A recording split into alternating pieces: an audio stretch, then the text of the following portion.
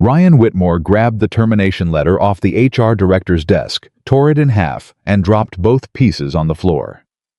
"You want me gone?" His voice didn't shake. "Then say it to my face. Don't hide behind a letter." The room stopped breathing. 12 executives, 3 board members, and Victoria Caldwell, the CEO whose name was on every wall of this building, sitting at the head of the table, staring at the man who delivered her mail like she was seeing him for the first time. Nobody moved, because 24 hours ago this woman had looked Ryan in the eye and told him it was over. And this man who made $19 an hour, who packed his daughter's lunch before sunrise, who nobody in this building had ever truly looked at, had just walked into a room full of power and refused to disappear. The board chairman leaned forward. "Security. Let him speak." Victoria's voice cut the room clean. Silence. Every head turned toward her. She didn't look at them. She looked at Ryan. And for the first time in 15 years of running this company, Victoria Caldwell looked like someone who had finally stopped being afraid. Drop your city in the comments right now. I want to see how far this story travels. Subscribe and hit the bell. You will not want to miss what happens next. The morning it all started, Ryan Whitmore had been awake for 22 hours straight. Not because he wanted to be, because at 2:47 in the morning, his 6-year-old daughter Lily had crawled into the hallway with tears running down her face and a fever that hit 103.4. And the moment Ryan pressed the back of his hand against her forehead, the exhaustion he'd been carrying for 3 years collapsed on top of him all at once. He didn't panic. He never panicked anymore. Panic was a luxury for people who had someone else in the room. He carried her back to bed, got the children's Tylenol from the medicine cabinet, filled a glass with cold water, pulled the thin blanket up to her chin, and sat on the floor beside her bed for the next 4 hours, watching her chest rise and fall.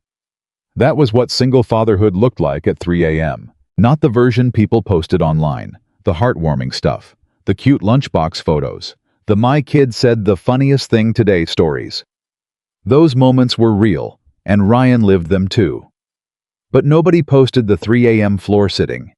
Nobody talked about the way a man's whole body could shake with fear, while his face stayed completely calm because a child needed calm more than she needed the truth.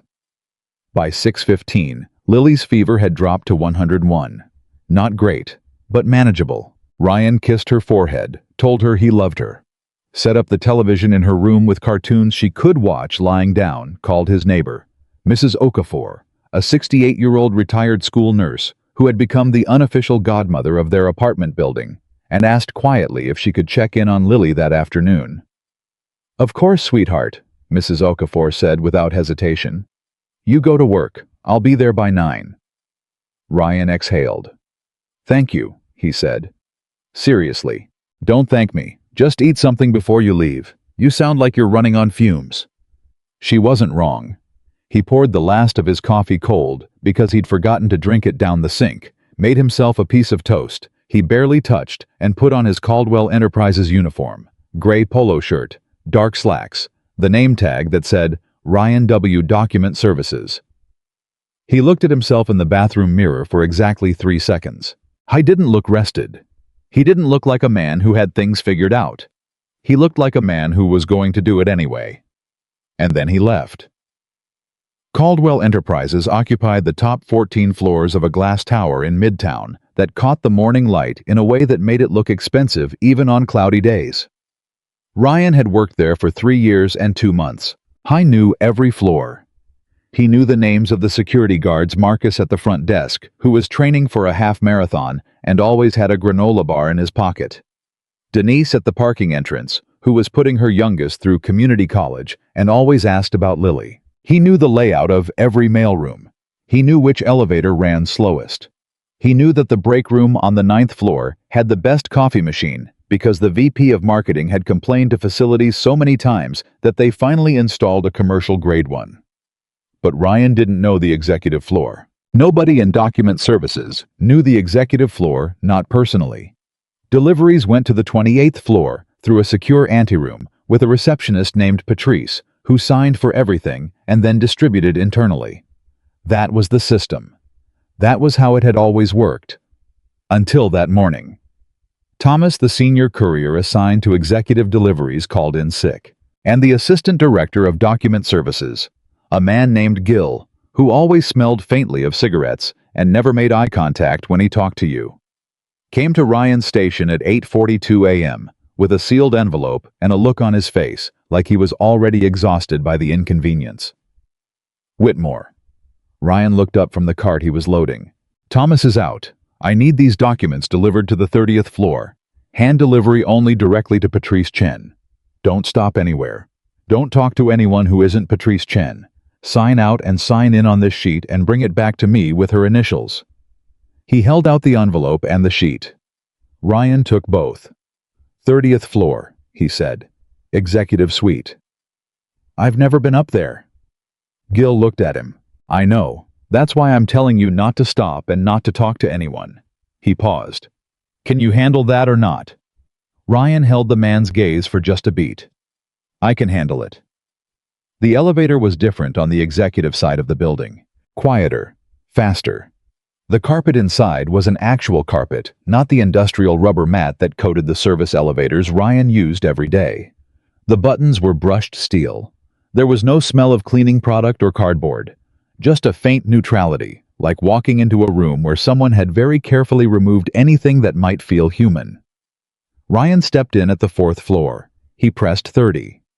For 22 seconds, he had the elevator to himself. Then the doors opened at the 12th floor, and she walked in. He recognized her immediately. Not from having met her. From the photograph in the lobby, from the article on the company intranet that got sent out every quarter, from the framed print outside the conference room on the 17th floor that showed her shaking hands with the governor at some gala 2 years ago. Victoria Caldwell, CEO of Caldwell Enterprises, founder, majority shareholder. The person whose name was on the building's paperwork, on the company letterhead, on the press releases that Ryan sometimes pulled out of envelopes by accident when he wasn't paying close enough attention. She was 38 years old and looked like someone who had not slept any more than he had. The difference was that everything about how she carried herself said she would never acknowledge it. Her posture was perfect. Her suit was charcoal gray and without a wrinkle. She was looking at her phone as she stepped into the elevator, and she pressed the button for floor 30 without looking at the panel. The way people do when they've done something so many times, it lives in their fingers instead of their brain. She stood at the front of the elevator. Ryan stood at the back. Nobody spoke. Which was the correct thing. Which was the appropriate professional thing. Which was exactly what he was going to do. Stay quiet. Look at the floor numbers. Tick up. Deliver the envelope. Get Patrice's initials. Go back to his cart.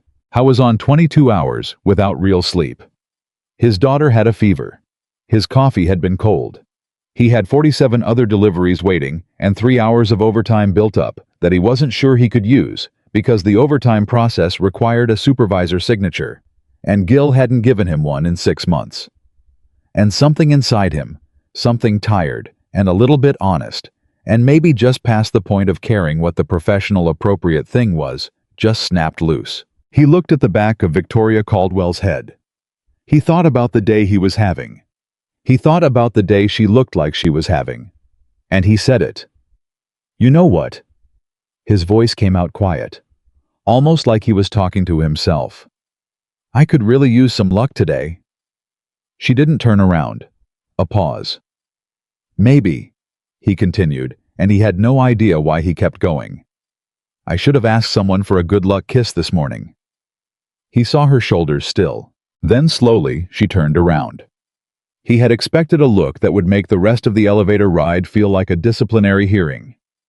The CEO to intern look. The what on earth are you saying look. The who gave you permission to in this elevator look. Instead, Victoria Caldwell looked at him like she was genuinely trying to figure out who he was. Ryan, she said, and it threw him off balance for a second that she was reading his name tag, that she'd actually looked at it. How much more luck do you think you need? He opened his mouth. Nothing came out. The elevator slid to a stop. Floor 30. The doors opened. Victoria Caldwell walked out into the executive suite. Ryan stood in the elevator with the sealed envelope in one hand and a sheet requiring Patrice Chen's initials in the other, and the doors almost closed on him before he finally moved. He got the initials. He walked back to his cart. He delivered 47 documents. He went home, relieved. Mrs. Okafor sat beside Lily while she slept and stared at the ceiling of his apartment for a long time. "How much more luck do you think you need?" He replayed it 6 times before he fell asleep. He told himself it was nothing. He told himself that powerful women didn't remember elevator conversations with mail couriers. He told himself to get over it and get some sleep. And he did. But here's the thing about words that catch you off guard in a quiet moment. They don't always leave when you tell them to. The next morning, Lily's fever was down to 99.2. She ate half a bowl of oatmeal and asked Ryan if he could do her hair in a ponytail with the blue hair tie, not the yellow one. "The blue one," he confirmed. "Blue is luckier," she said. He stopped, looked at her. "Since when?" She shrugged the way only 6-year-olds shrug, like the answer was completely obvious and also completely beyond explanation. "Since always, Daddy." He did her hair in the blue hair tie and thought about luck the entire drive to work. 3 days later, he was restocking the second-floor document trays when he heard heels on the tile floor and looked up. Victoria Caldwell was walking toward him. Not through the area. Not past it. Toward him.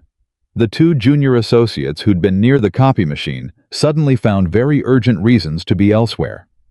The receptionist at the nearby desk went from relaxed to rigid in about half a second. Ryan straightened. Set down the folders. She stopped about 4 feet away, and she had that look again, the one from the elevator. The one that was trying to figure something out. "You're not supposed to be on this floor," she said. "This isn't your regular route." "Covering for Marcus in reprographics," Ryan said. "Temporary." She nodded slowly. Then, "Still looking for luck." He felt the corner of his mouth pull. "Only when the odds seem worth it." For a moment, just a moment, the CEO of Caldwell Enterprises looked like she didn't know what to say. Then she said, "How's your morning been?" 3 words that somehow landed completely differently than they should have, coming from a woman who had 6 assistant directors and a corporate board. Ryan looked at her. "Honest answer? Yes. My daughter is almost over a fever. My coffee was actually hot today for the first time in 4 days. And I have about 11 minutes before I need to be back on rotation." She tilted her head. "You have a daughter." "Lily," he said. "She's 6. Something shifted in Victoria's expression. Something small and real. "Just you." He met her eyes. "Just me." She was quiet for a second.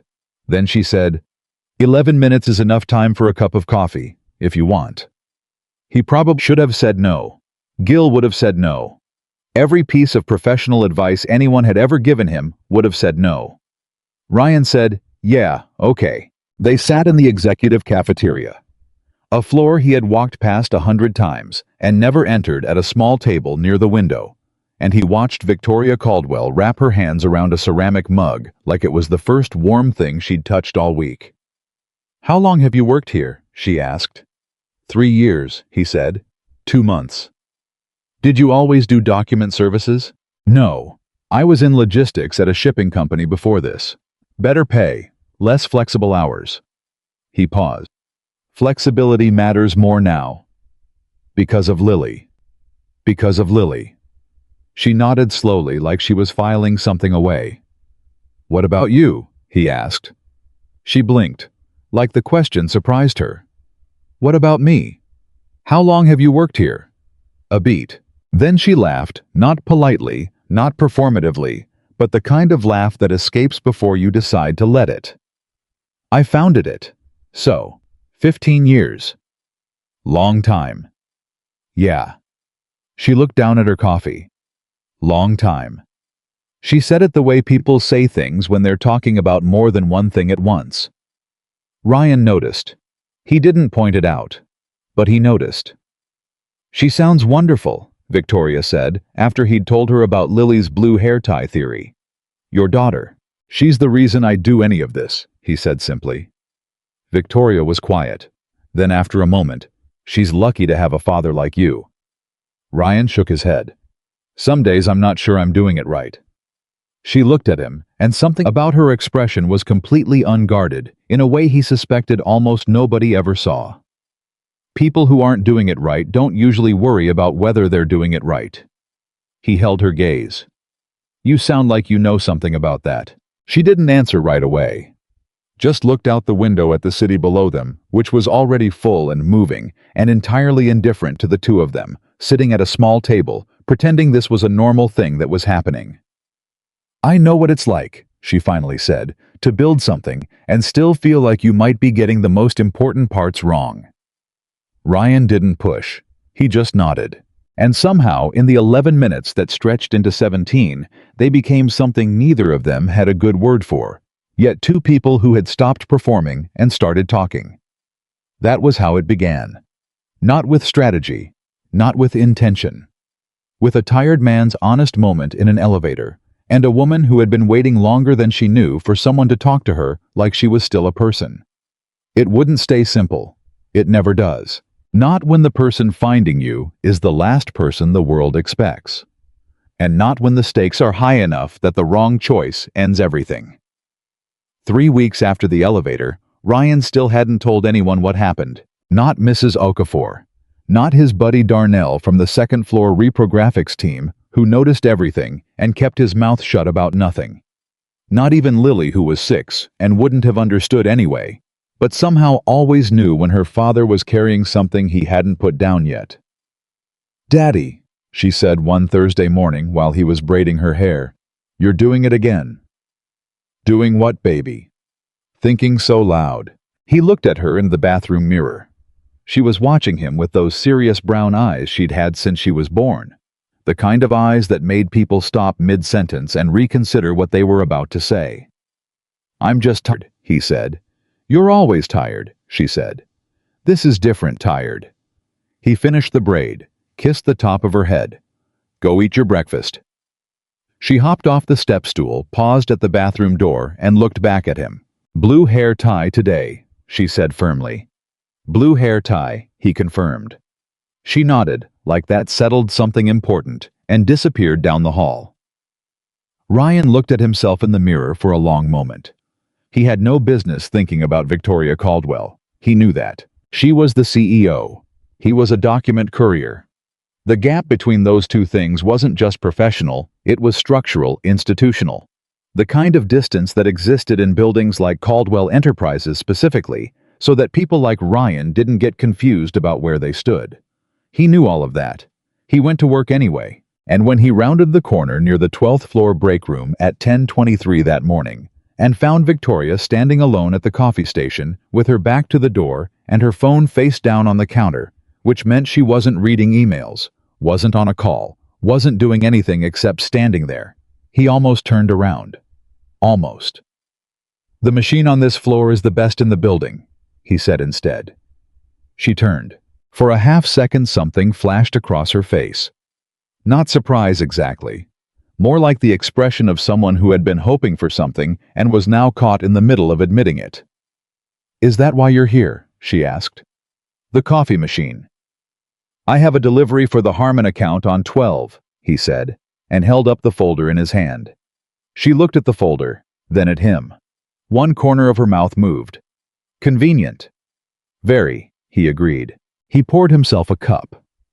She was quiet for a moment, and he didn't fill the silence because he'd learned somewhere between raising a 6-year-old alone and working in a building full of people who talked constantly without saying much. Much that silence wasn't always the thing that needed fixing. "I had a board meeting this morning," Victoria said finally. "How'd it go?" She picked up her phone, looked at the screen, put it back down. "The way board meetings always go," she said.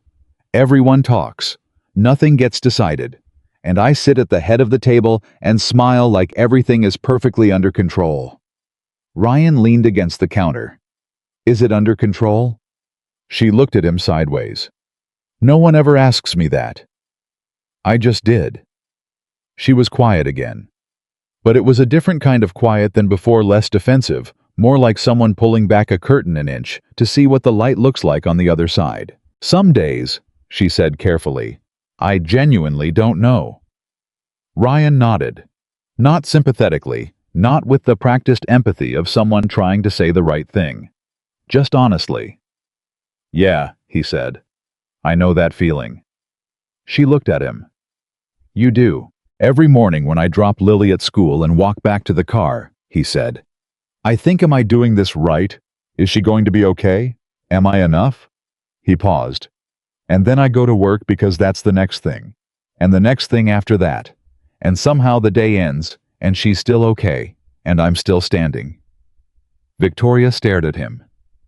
"That's what it feels like," she said, quietly, like she was confirming something she hadn't admitted even to herself. "Running a company, being responsible for something this big." She exhaled. "Everyone assumes I have it figured out. The board, the investors, the press. Like getting to this position means the uncertainty goes away." She shook her head. "It doesn't." Ryan looked at her steadily. "I don't think uncertainty ever goes away," he said. "I think you just get better at carrying it." Neither of them said anything for a moment. From somewhere down the hall came the sound of a printer jamming and someone swearing quietly at it, and then the thud of someone hitting the side of the machine with a palm. It was so normal and so completely at odds with the conversation they were having that Ryan almost laughed. He didn't. But Victoria did. Just barely. Just a breath of something genuine escaping the professional composure. "You should probably deliver that folder," she said. "Probably," he agreed. He picked up his coffee. "For what it's worth." She looked at him. "You seem like someone who knows exactly what they're doing," he said. "Not because you never doubt it, but because you show up anyway." He left before she could answer. He made it 12 steps down the hallway before he heard her say quietly behind him, "Ryan?" He stopped, turned. She was still standing in the break room doorway, coffee in hand, and she looked for just a moment, completely unguarded. No title, no composure, just a person standing in a doorway. "Thank you," she said. He nodded once. Then he went and delivered the Harmon folder. And he thought about that look on her face the entire rest of the afternoon. The thing about Victoria Caldwell, Ryan was starting to understand, was that almost everyone around her wanted something.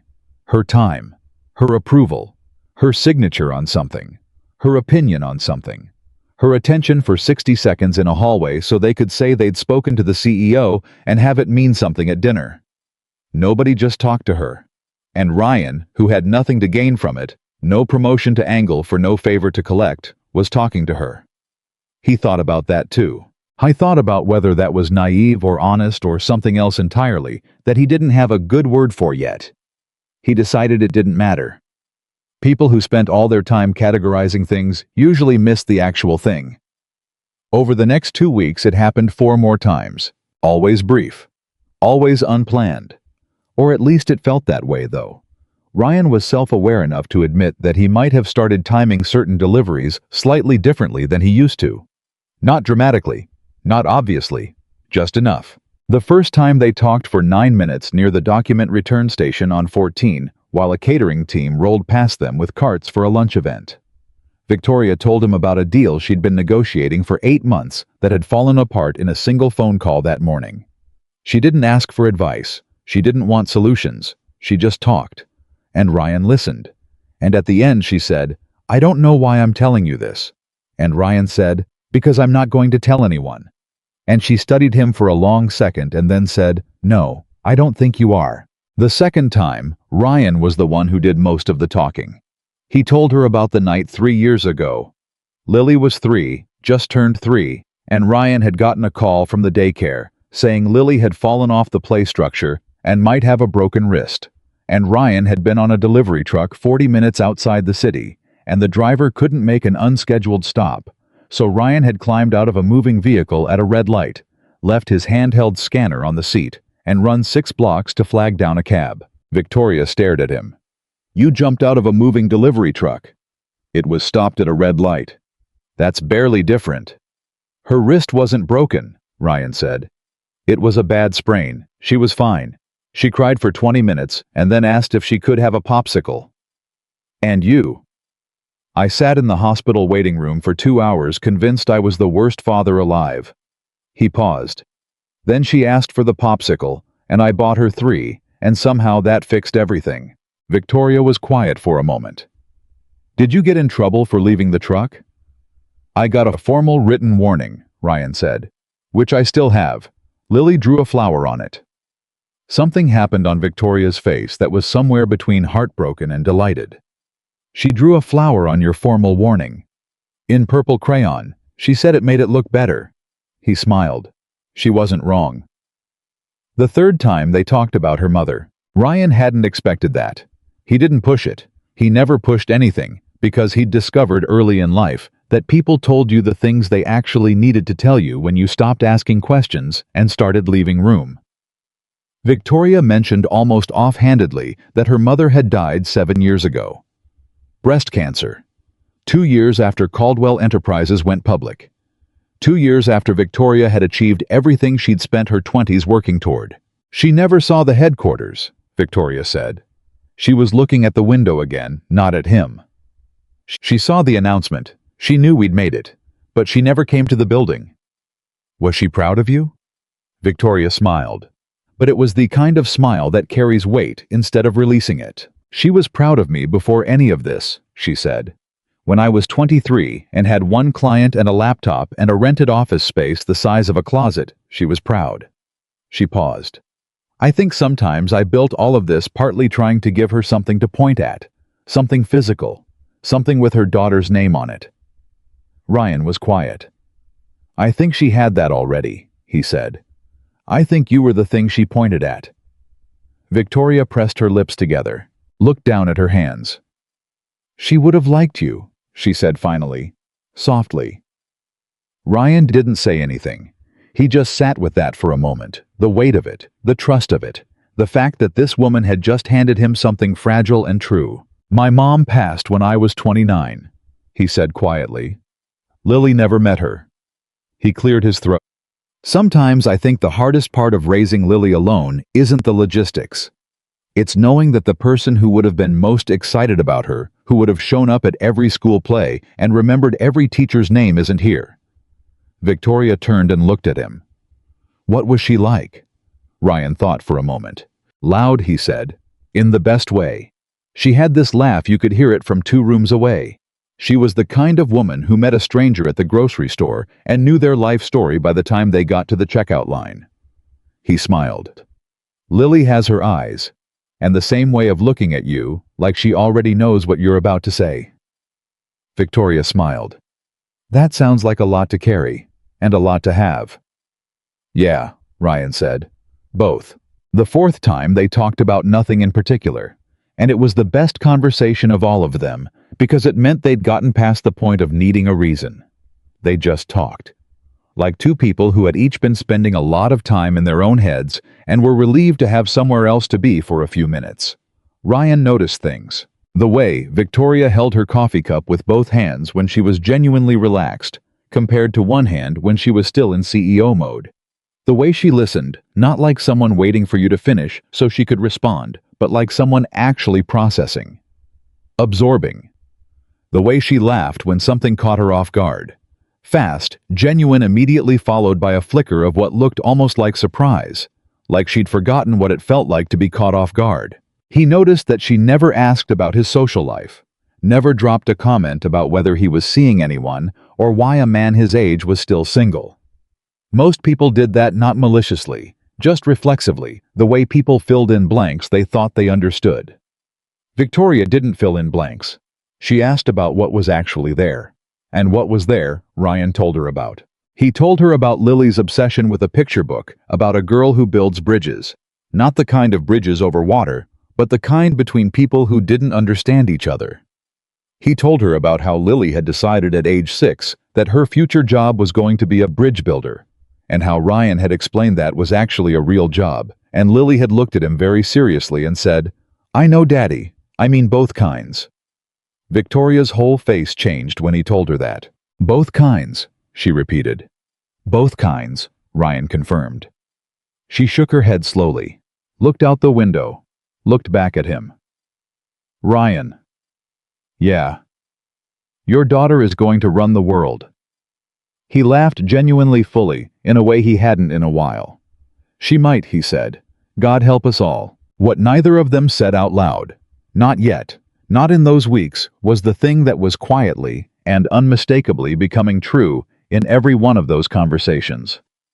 The thing that didn't need to be named yet because naming it would change it, and neither of them was ready to change it, because what it was right now was the best thing that had happened to either of them in a very long time. Ryan got it first, probably. I was driving home on a Wednesday evening. Lily asleep in the back seat after a birthday party at her friend Camille's house, and the radio was on low, and the city lights were going past, and he was thinking about something Victoria had said that afternoon. Something small. Something about preferring the stairs to the elevator on low-pressure days, because the extra 2 minutes gave her a chance to decompress, and he thought, I want to know more about that. I want to know everything about that. And then he thought, oh. He looked at Lily in the rearview mirror. Still asleep. Blue hair tie, half fallen out cheek pressed against the car seat, one shoe untied. He thought about what it would mean, what it could mean, what it probably shouldn't mean, given the gap between their worlds, given the structural reality of what they were to each other on paper, given every reasonable thing a reasonable person would say about this situation. He thought about all of that, and then Lily shifted in her sleep and made the small sound she always made somewhere between a sigh and a murmur. And Ryan thought about the fact that this little person had spent the first 3 years of her life teaching him that the reasonable thing and the right thing were not always the same thing. He didn't do anything with it yet. He just knew. Victoria got there a few days later, though she would have denied it faster than Ryan. She was in a strategy meeting. 8 executives around the conference table, projections on the screen.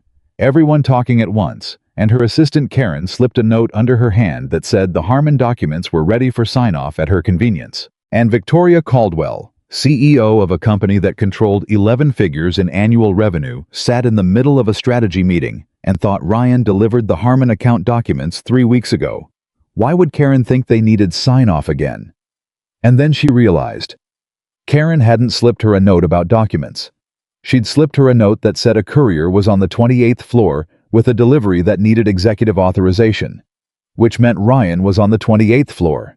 Victoria looked up from the note, looked around the table at 8 people mid-sentence, about fourth quarter projections, and said very calmly, "Give me 10 minutes." Everyone stopped. She never left meetings. "I have something that needs to be handled in person," she said. The tone that didn't invite questions. She was already standing.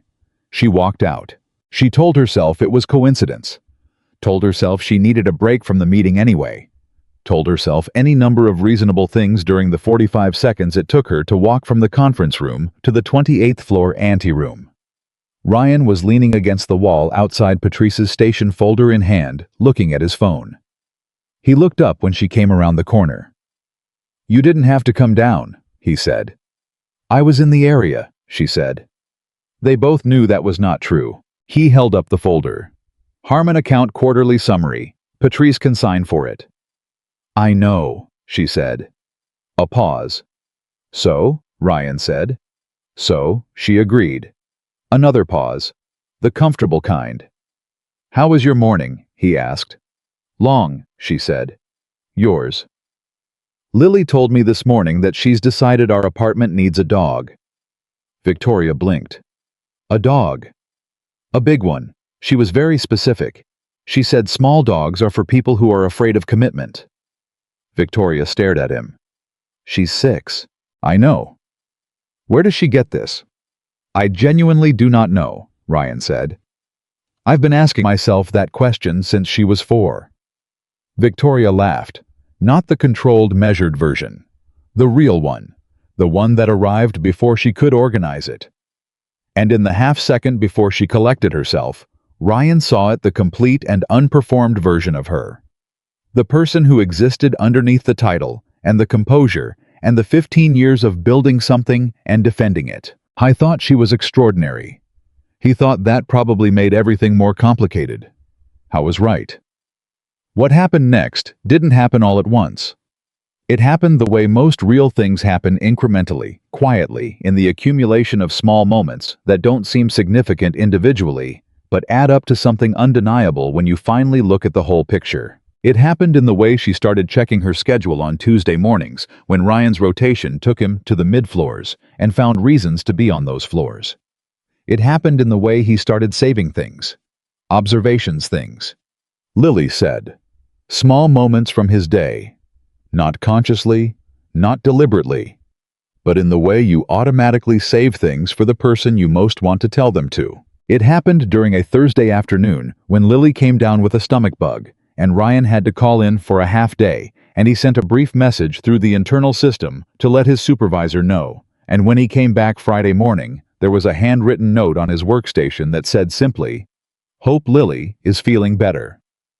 VC." He stood at his workstation for a full 30 seconds, looking at those 6 words. Patrice, who controlled access to the entire executive floor and had the institutional memory of a small government agency, caught it immediately. She said nothing to Ryan, but she filed it. Darnell from Reprographics noticed Ryan was distracted and asked him directly, "You seeing someone?" "No," Ryan said. "You sure?" "Positive." Darnell looked at him with the particular expression of someone who was absolutely not convinced, but chose to let it go for now. Karen, Victoria's assistant, noticed that Victoria had rescheduled a standing Tuesday call with the Singapore office twice in the last month, both times citing internal logistics, and both times the calls had been pushed to a slot that didn't overlap with the mid-morning window when a certain document courier was on the floors below the executive suite. Karen said nothing. Karen was very good at her job. And then came the night that changed everything. It was a Thursday. 6:47 p.m. The building was mostly empty. The cleanup crew was on the lower floors. The security rotation was doing exterior checks, and the only people on the 18th floor were Ryan, who was finishing a late pickup because Gil had piled him with overtime without calling it overtime again, and Victoria, who was still at her desk because Victoria Caldwell was almost always still at her desk. Ryan's cart was loaded. He was waiting for the elevator. The doors opened. Victoria stepped out, laptop bag over her shoulder, coat in her hand, and stopped when she saw him. "Late pickup?" she asked. "Gil's specialty," Ryan said. "UT, board prep for tomorrow." She rubbed the back of her neck. 6 hours of it. "How do you feel?" She thought about it honestly. "Like someone asked me to rebuild a wall," she said, "while also defending it, while also painting it, while also pretending I don't notice that 2 of the bricks are loose." Ryan looked at her. "Which bricks?" She met his eyes. And what happened in that moment was not dramatic. It was not cinematic. It was just honest, the particular kind of honest that arrives when 2 people have been circling something real for long enough that the circling itself becomes exhausting. "I don't want to go home to an empty apartment," she said. "That's one of them." Ryan was quiet. "And the second one?" She looked at him steadily. "I think you know what the second one is." The elevator doors had been open this whole time. Neither of them had moved. "Victoria," he said. "I know," she said immediately. "I know all the reasons. I've listed them, multiple times. Believe me." "I've listed them too," he said. "And," he looked at her. "Really looked the way you look at something you've been trying to be careful about and have run out of the energy to keep being careful. I think," he said slowly, "that I've been working in this building for 3 years, and the most real conversation I've had in any of it has been with you." She didn't say anything. "And I think," he continued, "that's either the most complicated thing possible, or it's actually very simple, and we're both just scared of it." She pressed her lips together. "I'm not scared of much," she said, but her voice was quieter than her words. "I know," he said. "I've noticed." "A beat. Are you?" she asked. Ryan thought about it. "Yeah," he said honestly, "but I'm scared of the wrong things. I used to think the scariest thing was failing Lily. Then I realized the scariest thing was actually—" He paused. "Going through everything and never letting anyone in. Because what does that teach her?" Victoria's expression shifted. Something in it broke open just slightly. "You think about that," she said, "every day." She was quiet for a long moment. Then she said, "My driver's waiting downstairs." "I know. And your cart is full." "I know." Another pause. She stepped back into the elevator. He didn't follow. But right before the doors closed, she said, "Ryan." He looked at her. "The coffee machine on the 20th floor is broken," she said. "They're replacing it Monday." He held her gaze. "I'll use the 21st. The doors closed. Ryan stood in the 18th floor hallway with his document cart and looked at the closed elevator doors for a long time. Then he laughed quietly to himself in the way that people laugh when something is both impossible and inevitable at exactly the same time. He pushed the cart to the service elevator. He went home. Hi Mata Lily dinner pasta with the sauce. She liked the one with the hidden zucchini that she didn't know about, and sat at the kitchen table while she told him in extraordinary detail about a disagreement she'd had with a classmate named Oliver over whose turn it was to be line leader. "So what did you do?" Ryan asked. "I told him we could both be line leaders," Lily said, completely serious, "if we walked at exactly the same speed." Ryan looked at her. "Did that work?" "No," she admitted. "He kept going faster. So I went faster too. And then we were basically running and Ms. Patterson made us both go to the back." Lily. "But it was still better than letting him win," she said firmly. Ryan shook his head. "Eat your pasta." "Is there zucchini in this?" "No." She looked at him. He looked back. She ate the pasta. He sat at that table while she ate and thought about a woman who had called loose bricks and empty apartments and something she didn't name out loud, who had gotten back into an elevator rather than say the whole true thing, who would be in a boardroom tomorrow morning defending something she'd spent 15 years building. He thought about what courage actually looked like. Not the version in movies, the standing in the rain saying the thing version. The everyday version. The kind that looked like getting up when you didn't want to and showing up when it cost you something and being honest with yourself, even when the honest thing was the one you weren't ready for. He thought Victoria Caldwell had more of that than almost anyone gave her credit for. He thought that mattered. He thought about the coffee machine on the 21st floor. And he thought about Monday. Monday came the way. Mondays always did fast and without warning, like someone had skipped the weekend entirely and gone straight to obligations. Ryan was on the 21st floor by 9:15. He told himself he was there because the pickup schedule had been rerouted after the facilities team reorganized the document trays on floors 19 through 22. Which was true. Gil had sent a memo about it Friday afternoon, 2 sentences, no greeting, no signature. Ryan told himself that was the only reason. The coffee machine on the 21st floor was newer than the one on the 20th. Somebody had already made a fresh pot. Ryan poured a cup, set it on the edge of the counter, and started loading folders onto his cart. He was on his 3rd stack when he heard her. Not her voice, her footsteps. He'd learned without meaning to the particular rhythm of Victoria Caldwell moving through a hallway. It wasn't loud. It wasn't slow. It had a quality to it that said, "I know exactly where I'm going, and I've already thought about what happens when I get there."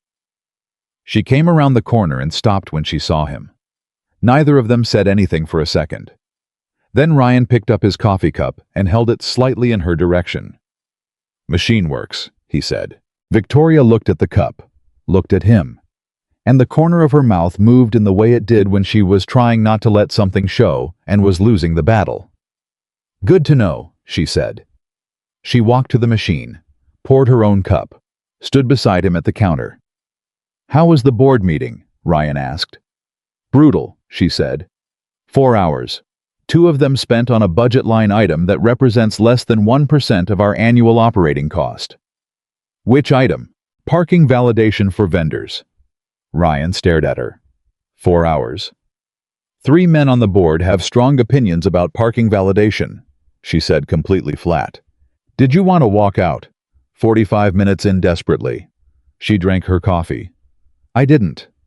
"I know," he said. "You never do." She looked at him sideways. "How do you know that?" "Because you're still running the company," he said simply. She turned back to her cup. But her shoulders dropped just slightly, just enough the way they did when something landed in the right place. They stood at that counter for 11 minutes. They talked about Lily's ongoing campaign for a dog, which had escalated over the weekend to include a handwritten petition with 3 signatures: Lily Mrs. Okafor, and someone named Camille's dog, which Ryan suspected was not a valid signatory. They talked about a documentary Victoria had watched Saturday night about deep-sea ecosystems, and how she'd meant to watch 20 minutes and ended up watching the entire 2 hours because something about things that survived in complete darkness without any outside light source had held her attention in a way she hadn't expected. Ryan looked at her when she said that. She didn't look back. She was looking at her coffee. But she knew he was looking. "You should bring Lily to the park sometime," she said, still not looking up. "I mean, there's a good one near the east side, the one on Meridian. It's quiet on weekday mornings." Ryan was careful. "Are you going to be at the park on Meridian on a weekday morning?" A pause. "I go there sometimes," she said. "When the week starts getting away from me, and I need an hour that's just mine." "And you're telling me about it." She looked at him now. "I'm telling you about it," she confirmed. It was the most direct either of them had been. It was also Ryan understood as direct as she was ready to be right now. And that was fine. He wasn't in a rush. He'd learned patience the hard way. 3 years of single fatherhood had rebuilt his entire relationship with time. You couldn't rush a 6-year-old into being ready for something. You couldn't rush grief. You couldn't rush the moment when something scared and true became something safe enough to say out loud. You showed up. You stayed steady. You let things move at the speed they needed. "Lily likes parks," he said. "Most kids do," Victoria said. "She especially likes the ones with ducks." "The one on Meridian has ducks." Ryan nodded slowly. "Good to know." They finished their coffee. He pushed his cart to the elevator.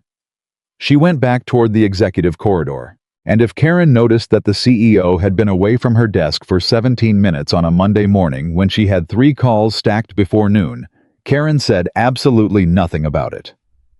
What happened at the park on Meridian that Thursday morning? Because Ryan did take Lily, and Victoria was there, and these things were not entirely coincidental. On either side was small and unremarkable, and somehow one of the most significant mornings any of the 3 of them had had in years. Lily saw the ducks first.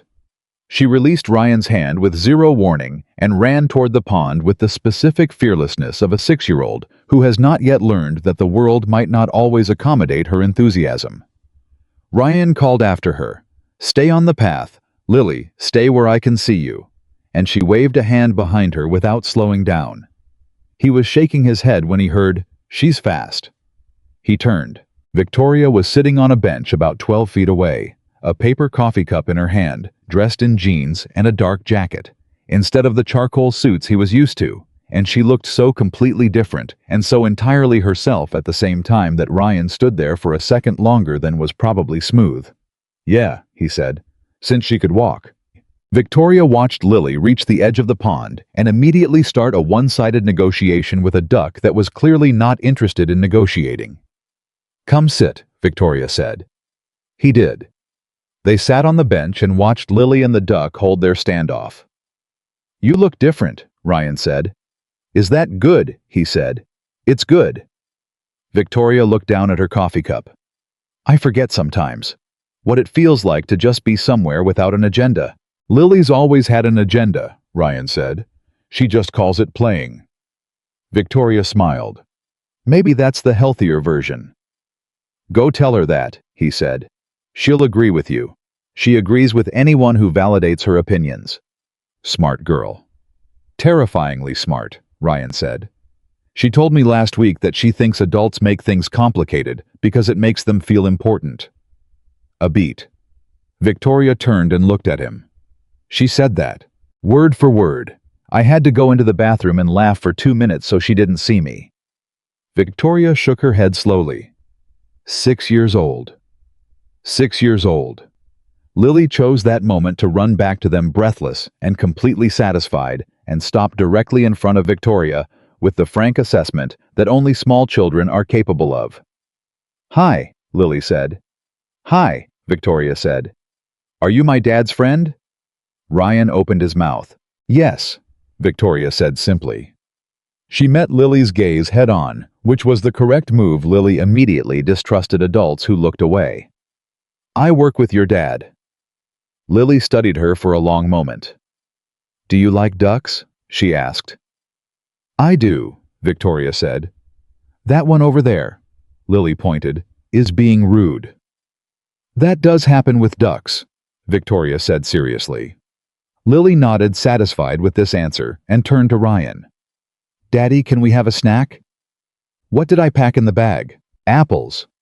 "So eat an apple." "I want the crackers." "There are no crackers." Lily looked at him, then at Victoria, then back at him. "Could we get crackers from somewhere?" "Lily." "I'm asking as a hypothetical," she said. Victoria made a sound that was absolutely a laugh, disguised as a cough. Ryan gave her a look. She pressed her lips together and looked at the pond. He got Lily the apple. Lily ate it 3 feet away, keeping one eye on the duck in case it made a move, and Ryan and Victoria sat on the bench and talked quietly the way people talk when there's a child nearby, and you're aware you're modeling something without being able to say it out loud. "She's extraordinary," Victoria said. "She is," Ryan agreed. "You know that, right? What you've built with her." He was quiet for a moment. "Some days I know it," he said. "Some days I just hope I'm not screwing it up too badly." "Ryan." Victoria turned to face him fully. "Look at her." He looked at Lily, who had abandoned the apple core on the path, picked up a stick, and was now conducting what appeared to be an orchestra. 2 pigeons and the duck, none of whom were participating. "She is confident and kind and completely unafraid of the world," Victoria said. "That doesn't happen by accident. That happens because someone made her feel safe enough to be exactly who she is." Ryan's throat tightened slightly. "Her mother has nothing to do with any of this," he said quietly. Not angry, just factual. "I know," Victoria said, just as quietly. "She left when Lily was 8 months old," he said. He didn't usually say that to people. "She wasn't ready. She said she wasn't ready. I thought we'd figure it out together, but she..." He stopped. "She left, and I stayed, and that was it." Victoria didn't say she was sorry. She didn't say it must have been so hard. She didn't fill the space with any of the things people usually filled it with. She said, she stayed with the right one. Ryan looked at her. "Lily did," Victoria said. "She stayed with the right one." Something in Ryan's chest shifted. Old and heavy, and held there for 3 years. Just shifted. "Yeah," he said. His voice was rougher than he meant it to be. "Yeah, okay." They sat for another 20 minutes.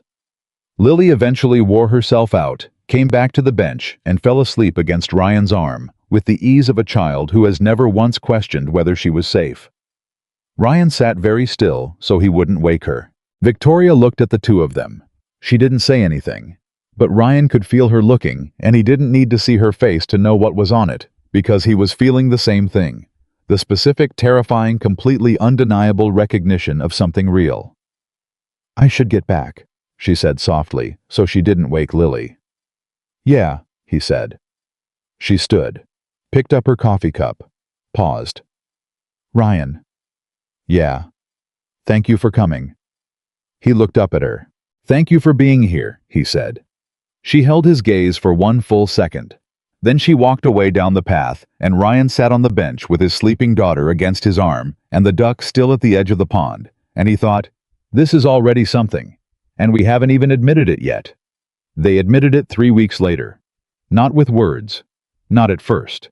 It happened on a Wednesday evening, a late one, another of Gil's specialty overtime traps that Ryan had stopped fighting because the extra money went straight into Lily's college fund.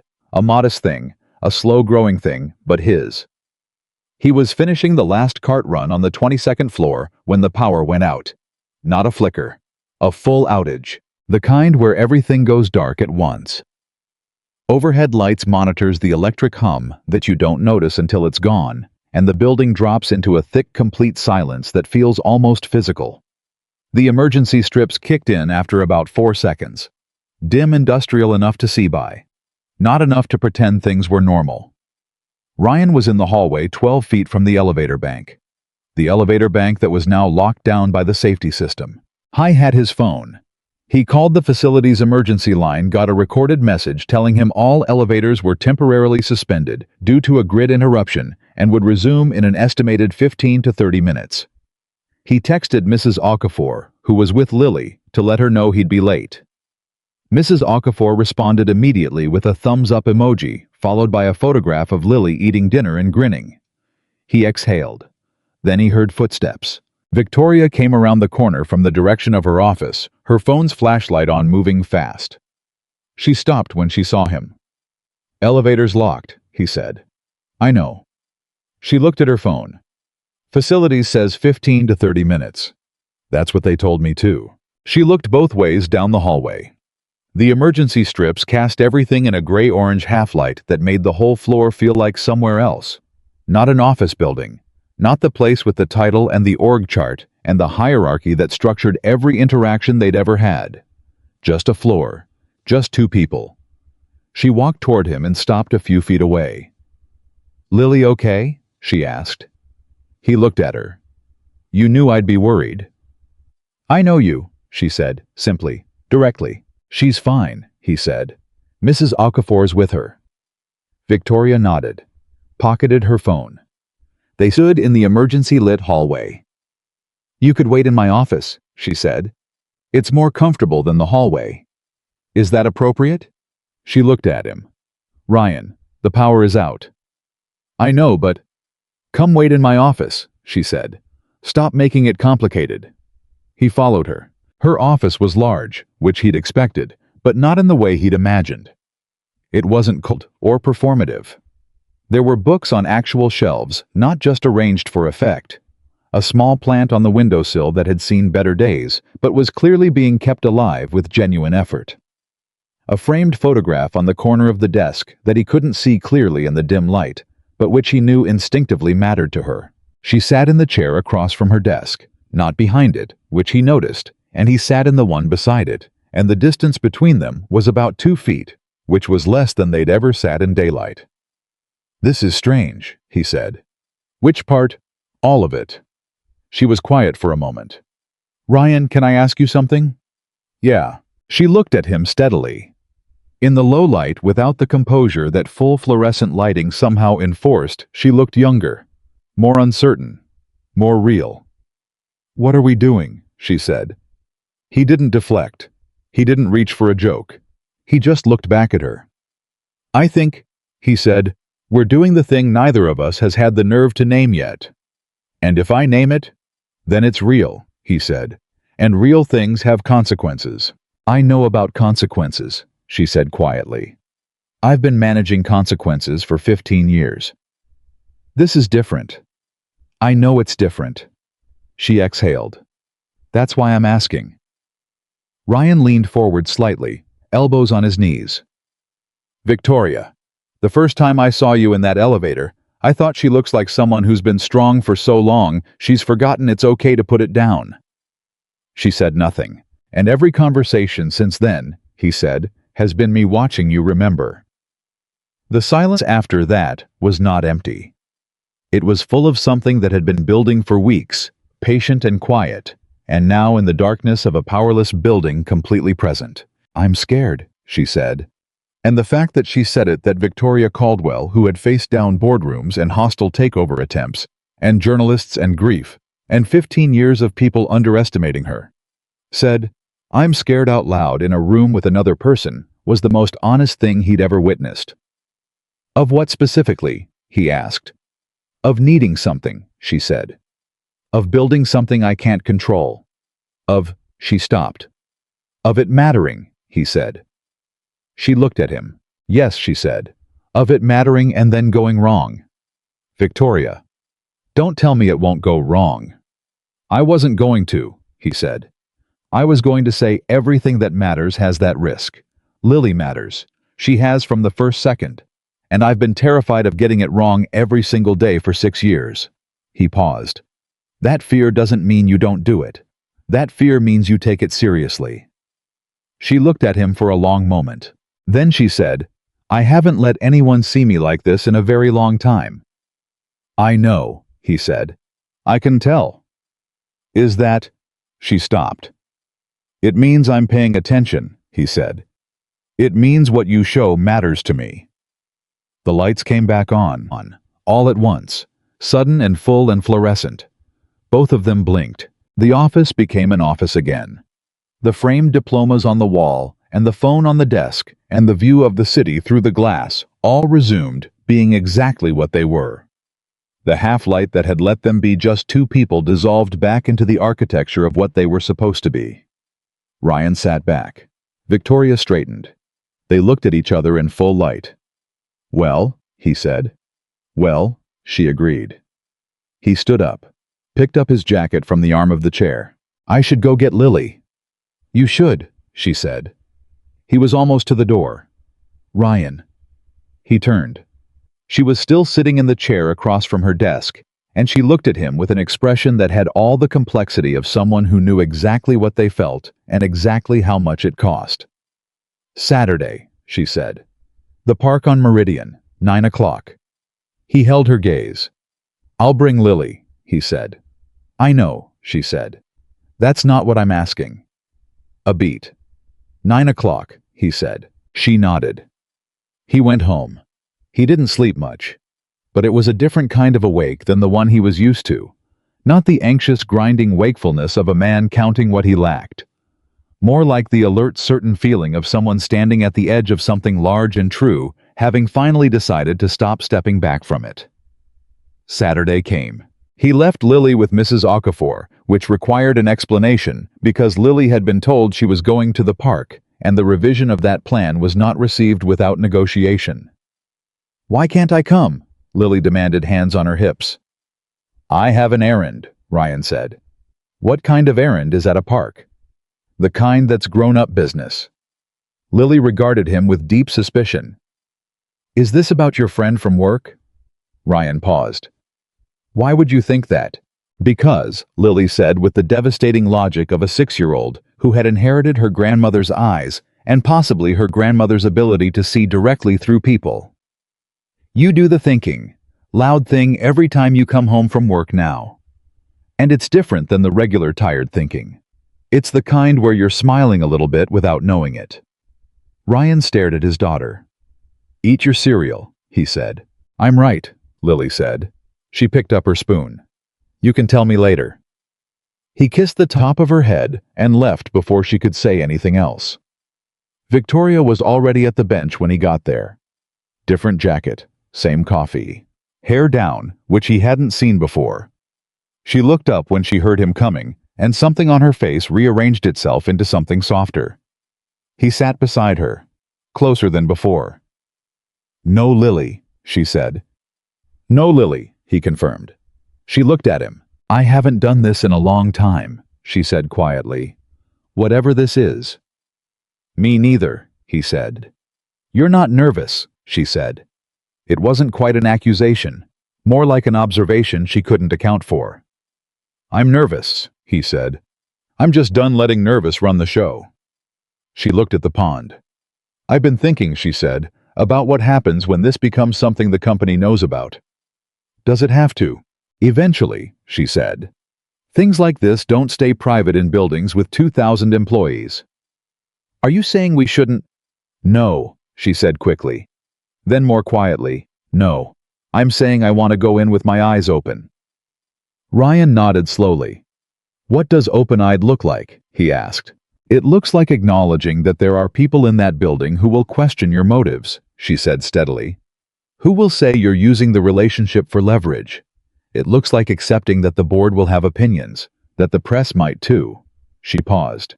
"And that none of that is your fault. And it's not mine either. But it's real." He looked at her. "Victoria, I deliver documents for a living." "I know. I make less in a year than your annual car allowance probably." "Probably," she said. She didn't flinch from it. "And none of that," he said carefully, "changes the fact that you are one of the most real people I have ever talked to. And I have been trying to talk myself out of this for 6 weeks, and I cannot do it." She looked at him. Really looked.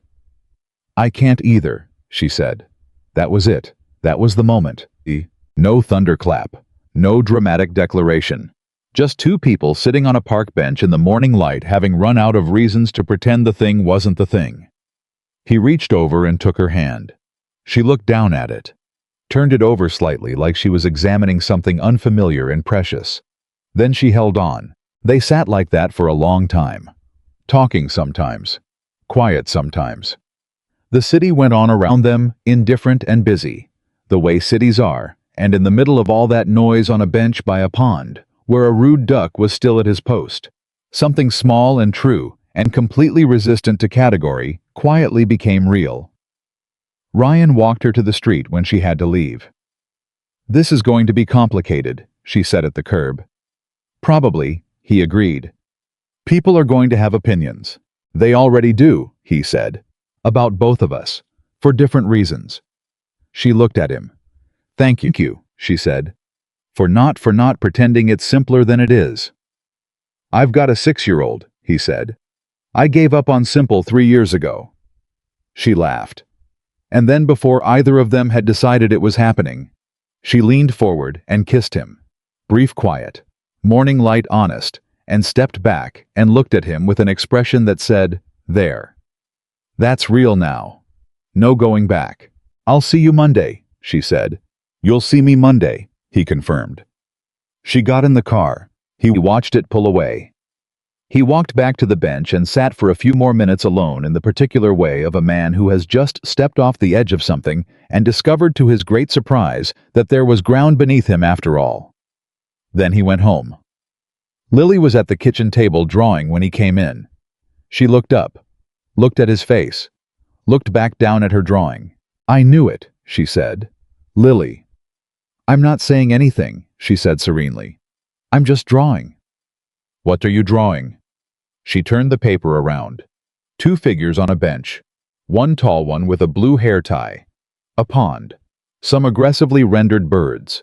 And a third figure slightly apart from the bench arriving. Ryan stared at the drawing. "Lily, you weren't there." "I know," she said. "But I thought about what it would look like." She picked her crayon back up. "Can we have ducks on Saturday? You said Mrs. Okafor would come this time." He looked at his daughter, at the drawing, at the undeniable evidence that she had already, in her entirely own and 6-year-old way, decided how this story was supposed to go. "Yeah," he said. "We'll go Saturday." She nodded like that was settled and returned to her drawing. And Ryan stood in his kitchen, still warm from a kiss on a sidewalk, watching his daughter color in the pond, and thought about how sometimes the person in your life with the clearest vision of what's real was the one who was too young to know. She was supposed to be uncertain about it. But the world had a way of complicating things that felt simple, and what neither Ryan nor Victoria could have known that Saturday, what they couldn't have prepared for, was that 2,000 feet away in the lobby of Caldwell Enterprises, a junior associate named Brett Kellner had been getting into a company car at the exact moment Victoria Caldwell kissed a document courier on the sidewalk. Brett Kellner had a phone. Brett Kellner had a habit of photographing things he found interesting. And Brett Kellner was very, very close to someone on the board. Brett Kellner told himself he hadn't done anything wrong. That was the thing about people who caused damage without technically breaking rules. They had a very clean conscience about it.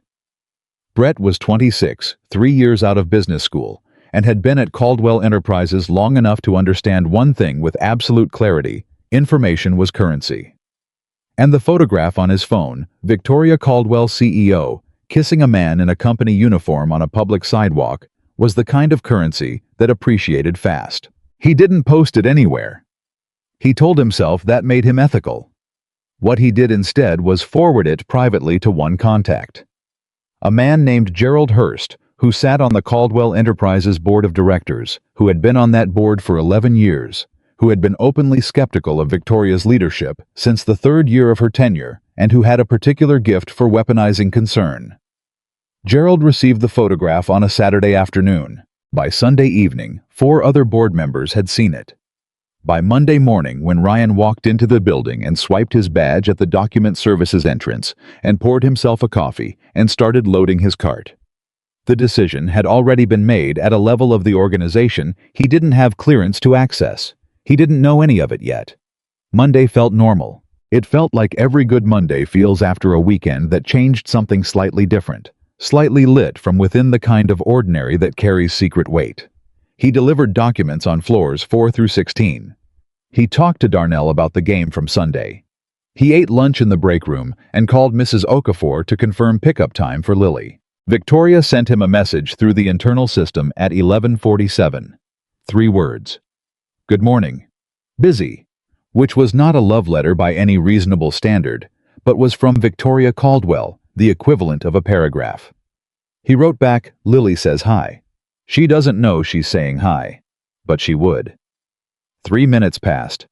Then tell her the duck says hi back. He smiled at his phone like an idiot for approximately 10 seconds, then put it in his pocket and went back to work. It was Patrice who first felt the change in the air. Patrice Chen had worked the executive suite, anteroom, for 9 years. She had seen 3 restructurings, 1 hostile acquisition attempt, 2 CEOs before Victoria, and more boardroom theater than most people encountered in a lifetime. She had a finely calibrated internal sensor for when something was wrong at the top of the building, and by Monday afternoon, that sensor was going off quietly but persistently. The board members were requesting an emergency session. Not a scheduled session. Not a quarterly review. An emergency session called by Gerald Hurst for Thursday morning. The official reason listed in the calendar request was Governance Matters Executive Conduct Review. Patrice stared at those 4 words for a long time. Then she did what she always did when the building started moving in ways that meant trouble. She said nothing, watched everything, and waited. Victoria found out at 4 p.m. Karen came into her office with the printed calendar request and set it on her desk without saying anything. Which was how Karen communicated that something was bad enough that she didn't want to be the one to frame it. Victoria read it again, set it down. Who called it? She asked. Gerald Hurst, Karen said. Co-signed by Donovan Marsh and Lyle. 4 of 9 board members. Do we know what the conduct review pertains to? Karen pressed her lips together. There's a photograph circulating. Victoria was very still. Of what? Of you, Karen said carefully. Outside the building, Saturday morning, with... She stopped. Say it, Karen. With Ryan Whitmore from Document Services. A pause. It appears to be intimate. Victoria's expression did not change. That was the thing about 15 years of boardrooms and negotiating tables and rooms full of people watching for weakness. Your face became very good at not telling the story your chest was telling. How widely has it circulated? Within the board, I believe. I don't think it's gone external yet. Yet, Victoria repeated. Yet, Karen confirmed. Victoria stood up. She walked to the window. Below, the city moved, the way it always did. Indifferent, relentless, completely unaware that in a glass office, 11 floors up, a woman was standing very still and doing the math on something that had no clean answer. Cancel my 4:30, she said. Done. And get me everything Gerald Hurst has voted against in the last 18 months. Karen paused. Are you? I'm preparing, Victoria said. Her voice was steady. Cancel the 4:30. Get me the files. Karen left. Victoria stood at the window. She thought about Saturday morning. The bench. The pond. The rude duck. Ryan's hand over hers, warm and certain in a way she hadn't felt in years. The moment on the sidewalk that had been for a few hours simply and completely right. She thought about Gerald Hurst seeing that photograph. She thought about the word conduct. And then something moved through her. Not quite anger, not quite grief, but the specific feeling of a person who has spent 15 years building something real, being told that the most human thing they've done in years is a liability. She did not cry. She went back to her desk and opened the files Karen had pulled. She worked until 9 o'clock. Ryan found out on Tuesday, not from Victoria. She hadn't called him yet, and he'd respected the silence, knowing she operated at a speed and in a way that wasn't his to set the pace for. He found out because he came into work on Tuesday morning, and Gil was waiting at his station. Gil never waited at stations. Gil communicated exclusively through memos and pointed looks from doorways. Whitmore. His voice was flat. HR wants to see you at 9. Ryan put down his jacket. Why? Above my pay grade, Gil said, which meant he knew exactly why and was grateful he wasn't the one who had to say it. HR was a woman named Sandra Feld, third floor corner office. She was efficient and not unkind, and she had the expression of someone delivering news they'd been asked to deliver rather than news they'd chosen. Ryan, she said, sit down. He sat. I want to be straightforward with you, she said. It's come to the attention of the board that you and Ms. Caldwell have developed a, she paused, personal relationship. Ryan said nothing. I want to stress that this conversation is not a termination notice, Sandra said. At this point, we're conducting a review. Your employment is not immediately at risk. At this point, Ryan said. Sandra looked at him steadily. There are concerns about the nature of the relationship and potential conflicts of interest. As a precautionary measure, while the review is underway, we're asking you to limit interactions with Ms. Caldwell to professionally necessary exchanges only. Ryan looked at her. You're asking me to stop talking to her. We're asking you to limit, Sandra. He kept his voice level. I deliver documents. She runs the company. We don't have work that overlaps. What you're asking me is to stop talking to her. Sandra pressed her fingers together on the desk. I understand this is difficult. Can I ask who initiated this review? That's not information I'm able to share. Gerald Hurst, Ryan said. Sandra's expression didn't change, which was its own answer. Is there anything else I should know? Ryan asked. Not at this stage, she said. I want to again emphasize this is a review, not, I understand, Ryan said. He stood up. Thank you for being straight with me. He walked out. He stood in the hallway outside the HR office and breathed for a moment. Then he got out his phone. He thought about calling Victoria. He put the phone back in his pocket, not because he didn't want to, because he needed 5 minutes to think clearly before he did anything, and he knew himself well enough to know that right now, his instinct was to storm up to the executive floor and find Gerald Hurst and say several things that would make everything significantly worse. He walked back to his station. He loaded his cart. He delivered documents. And he thought carefully, deliberately about what the right thing was, not the satisfying thing, not the reactive thing, the right thing. By noon, he'd worked it out. He texted Victoria through his personal phone. Not the internal system. One message I know. I'm okay. Are you 3 minutes? Then no. Can we talk tonight? He wrote back, tell me where. She sent an address. Not the office. A restaurant near the east side, small and quiet, the kind of place that doesn't have its name in lights. He got there at 7. She was already at the table, same dark jacket from the park coffee again, because Victoria Caldwell apparently ran on coffee and controlled determination. She looked up when he came in, and the composure slipped for just a second, a flash of something relieved before she collected herself. He sat down across from her. You know what they said to you, she said. It wasn't a question. Sandra Feld, 9 a.m. He confirmed. Review. Conflict of interest. Don't talk to the CEO. I'm sorry, she said. Don't, he said. Don't apologize. Ryan. Victoria. He looked at her steadily. You don't owe me an apology for existing. What's happening right now isn't because of something you did wrong. She looked at the table. Gerald Hurst has been trying to find leverage over me for 3 years, she said quietly. He thinks I've been too aggressive on the sustainability initiative. He has 2 board allies who agree. They've been waiting for something they could use. And now they have it. And now they have it, she said. Ryan leaned back. What's the worst-case version of Thursday? He asked. She looked at him, surprised maybe that he went straight to it. They call for a confidence vote, she said. If 5 of 9 vote, no confidence, the board can call for an executive restructuring, which in plain language means they remove me. Can they actually do that? You're the founder. I'm the founder with 41% of shares, she said, which means 59% is distributed elsewhere. Gerald and his allies control enough of that to make it real. Ryan was quiet for a moment. What does your lawyer say? That the photograph itself isn't actionable. There's no company policy prohibiting a relationship between employees at different levels. It's not in the code of conduct. They'd have to argue that the relationship constitutes a conflict of interest that affected my judgment. She paused. Which Gerald will argue. He'll say I compromised executive decision-making by forming a personal attachment to an employee whose circumstances could have influenced operational choices. That's a stretch, Ryan said. It's a board meeting, she said flatly. You don't need truth. You need narrative. He looked at her. And what's your narrative? She was quiet.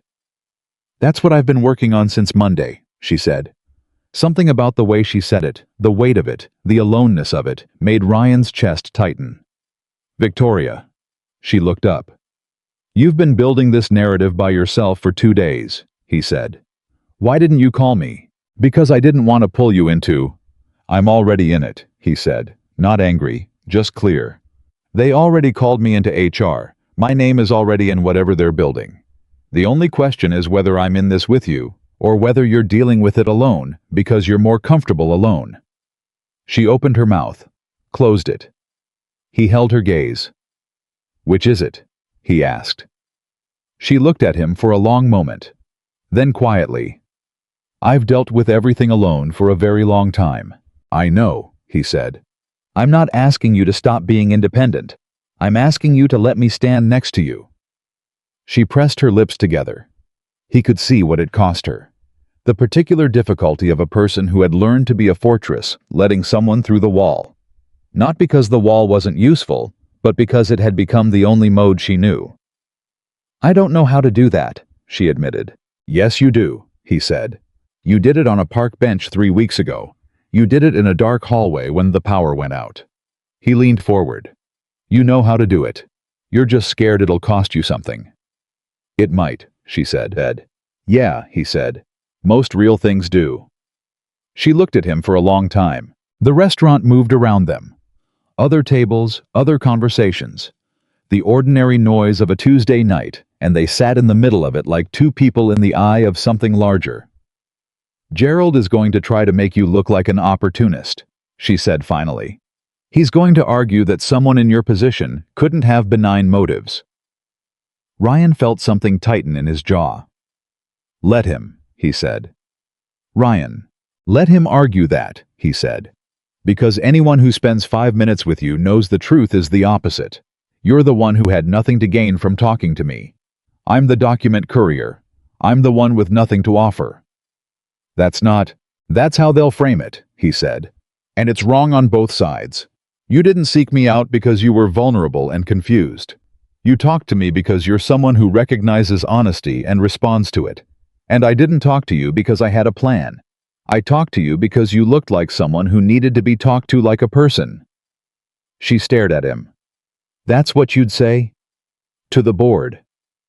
If someone asked me, he said. Yeah, that's exactly what I'd say. Something shifted on her face. You'd go into that room, she said slowly. If it helped you. Ryan, they would pick you apart. I know. They'd question your finances, your history, your motives.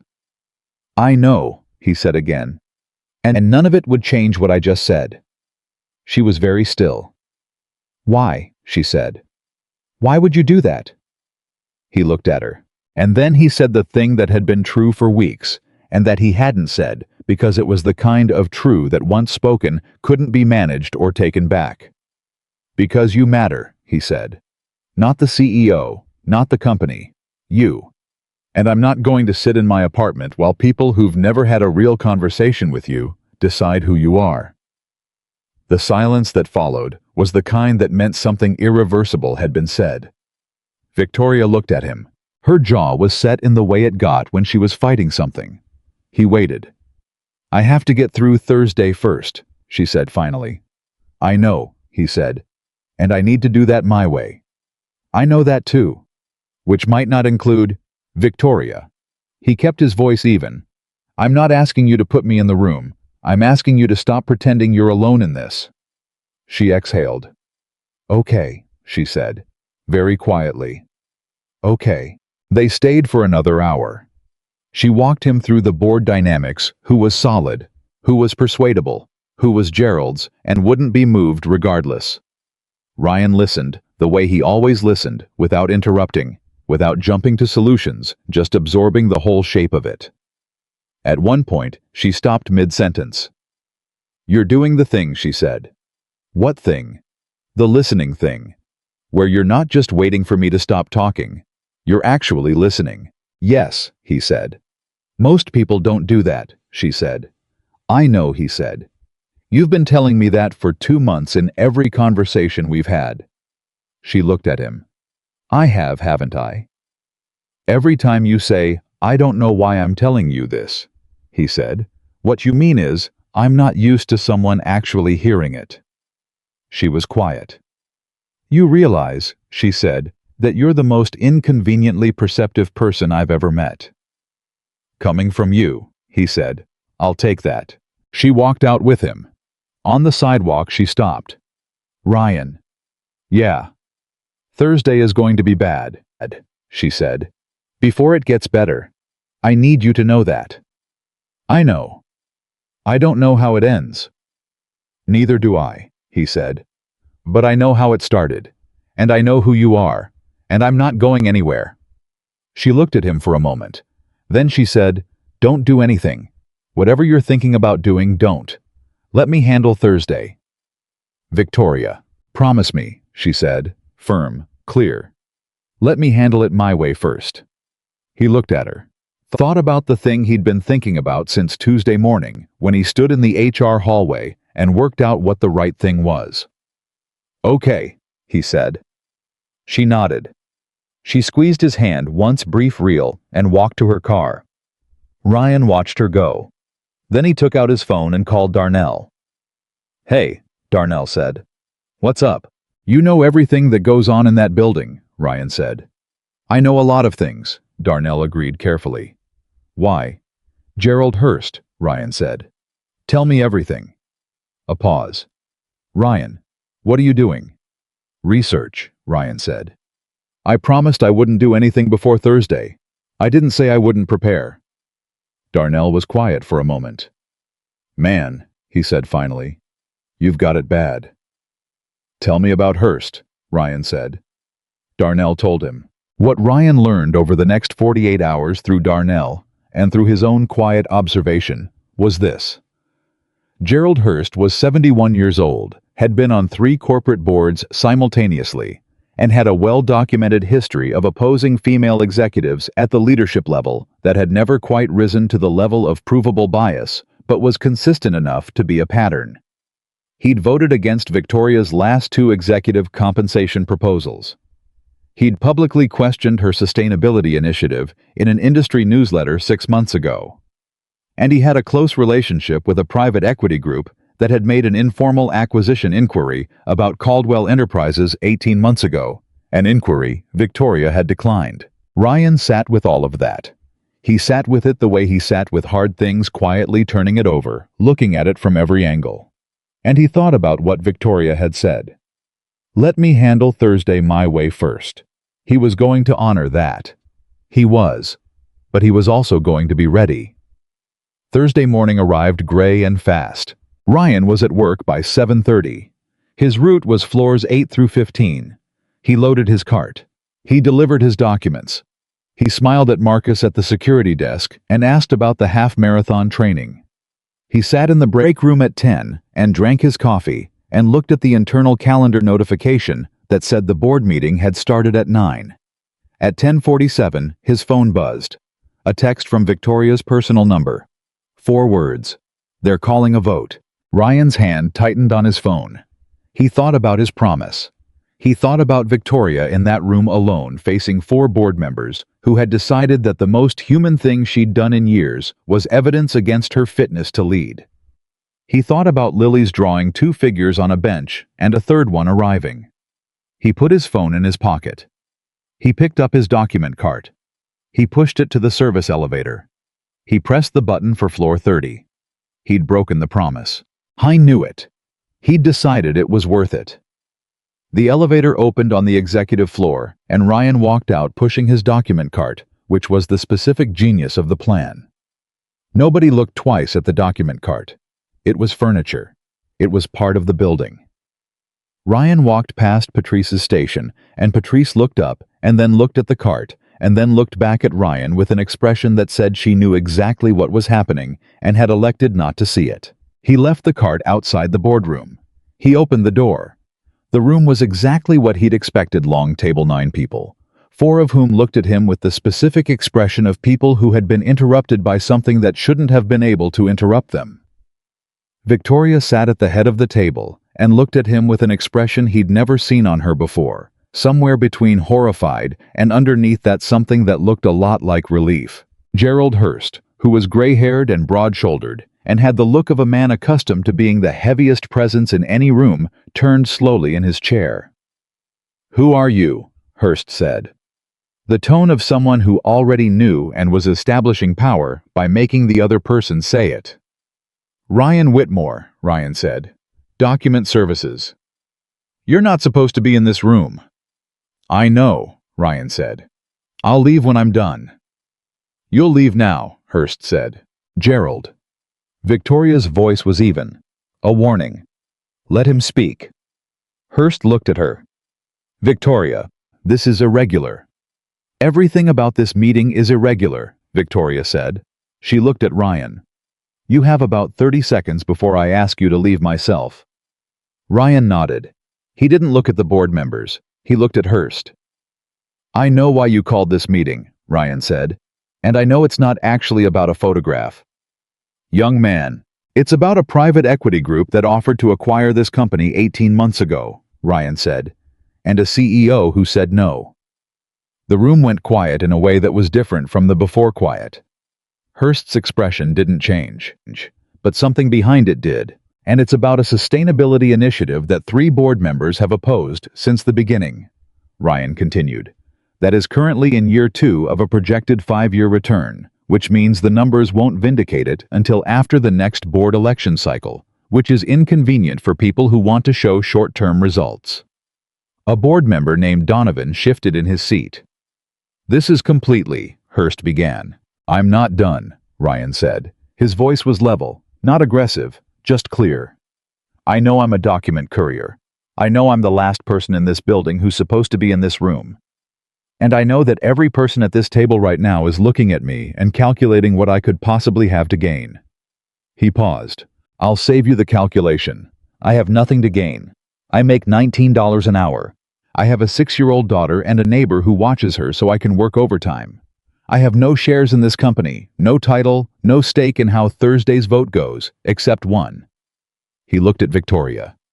She was watching him with an expression he couldn't fully read too many things at once. He looked back at the board. "You are about to make a decision about whether this woman can lead this company," he said. "And you're doing it because of a photograph of 2 people standing on a sidewalk on a Saturday morning. I'm not here to defend the relationship. I'm here because you're about to use the most human thing she's done in years as evidence that she can't do her job, and I think someone should point out that those are not the same thing." Hurst leaned forward. "What exactly qualifies you?" "Nothing," Ryan said. "I'm not qualified. I deliver documents. What I know is what I've watched from the floors below this one for 3 years, and what I know is that the person sitting at that end of the table has made every major decision for this company with exactly the kind of integrity and discipline that you're claiming she lacks." He paused. "I've also watched her stand in a break room and not sleep well, and carry grief about her mother quietly, and still show up every single morning and build something that works. And I think that's worth something, even if I'm not the right person to say it." The room was very still. Gerald Hurst looked at him for a long moment. Then he looked at Victoria. "This is what you've chosen," Hurst said. Not a question. A verdict delivered with the certainty of a man who believed he was above being surprised. Victoria looked back at him. And then she did something Ryan had not expected. She stood up. Not slowly. Not defensively. She stood up the way she must have stood up 100 times straight and clear and without apology.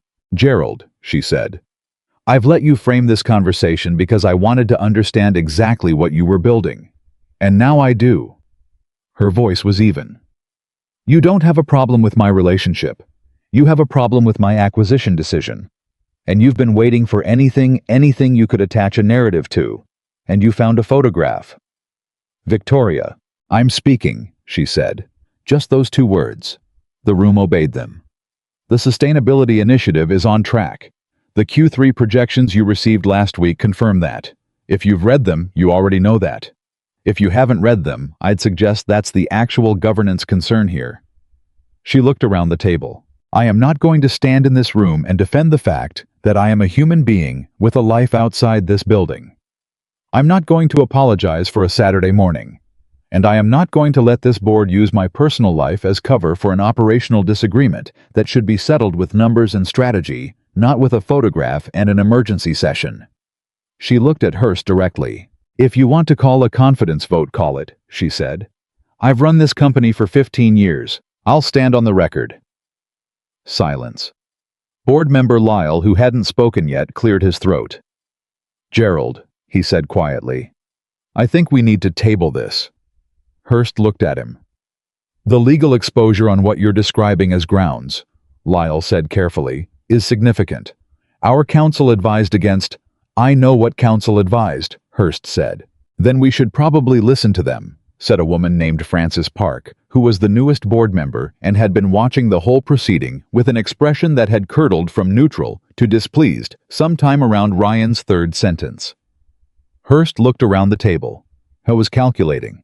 Ryan could see it the way a man looks when he's running numbers on a situation that has moved outside his control and deciding whether to push through or absorb the cost of retreating. He chose retreat, but the kind of retreat that doesn't call itself a retreat. This session is adjourned, Hearst said. His voice was flat. We'll reconvene at the regular quarterly date. He stood. Two of his allies stood with him. The rest of the board stayed seated. Hearst walked past Ryan on his way out. He stopped, looked at him from about 6 inches closer than was comfortable. You think you helped her? Hearst said quietly. You didn't. Ryan held his gaze. I think she helped herself, Ryan said. I just showed up. Hearst left. The room breathed again. Victoria looked at Ryan from across the table. Her expression was complex relief and exasperation, and something warmer underneath both. Frances Park stood and extended her hand to Ryan. Well, she said, that was something. Ryan shook her hand. I'm sorry for the interruption, he said. Don't be, she said. She looked at Victoria. I'll email you this afternoon. Then she left. The room emptied, until it was just Ryan and Victoria. She walked from the head of the table toward him. She stopped a few feet away. I told you not to do anything, she said. You told me not to do anything before Thursday, he said. It was Thursday. That is the most. She stopped. That is a technicality. Yes, he agreed. You walked in here with a document cart. The cart stays outside. Ryan. Victoria. She stared at him. Then she said, that was possibly the stupidest and most decent thing anyone has ever done for me. He looked at her. Stupidest is fair, he said. I'll take decent. She pressed her lips together, looked away, looked back. Hearst isn't done, she said quietly. Today bought time. It didn't end it. I know. He has enough allies that this isn't over. I know that too. Then why? She started. Because some things are worth doing even when they don't fix everything, he said. You needed someone to say what was true in that room. Nobody else was going to. So I said it. She looked at him for a long moment. You could lose your job over this, she said. You could lose your company, he said. Seemed like worse. Ryan. And I'll tell you something else, he said.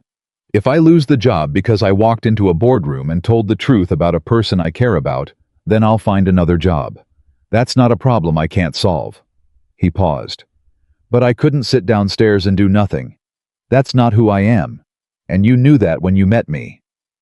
She was very still. I did know that, she said softly.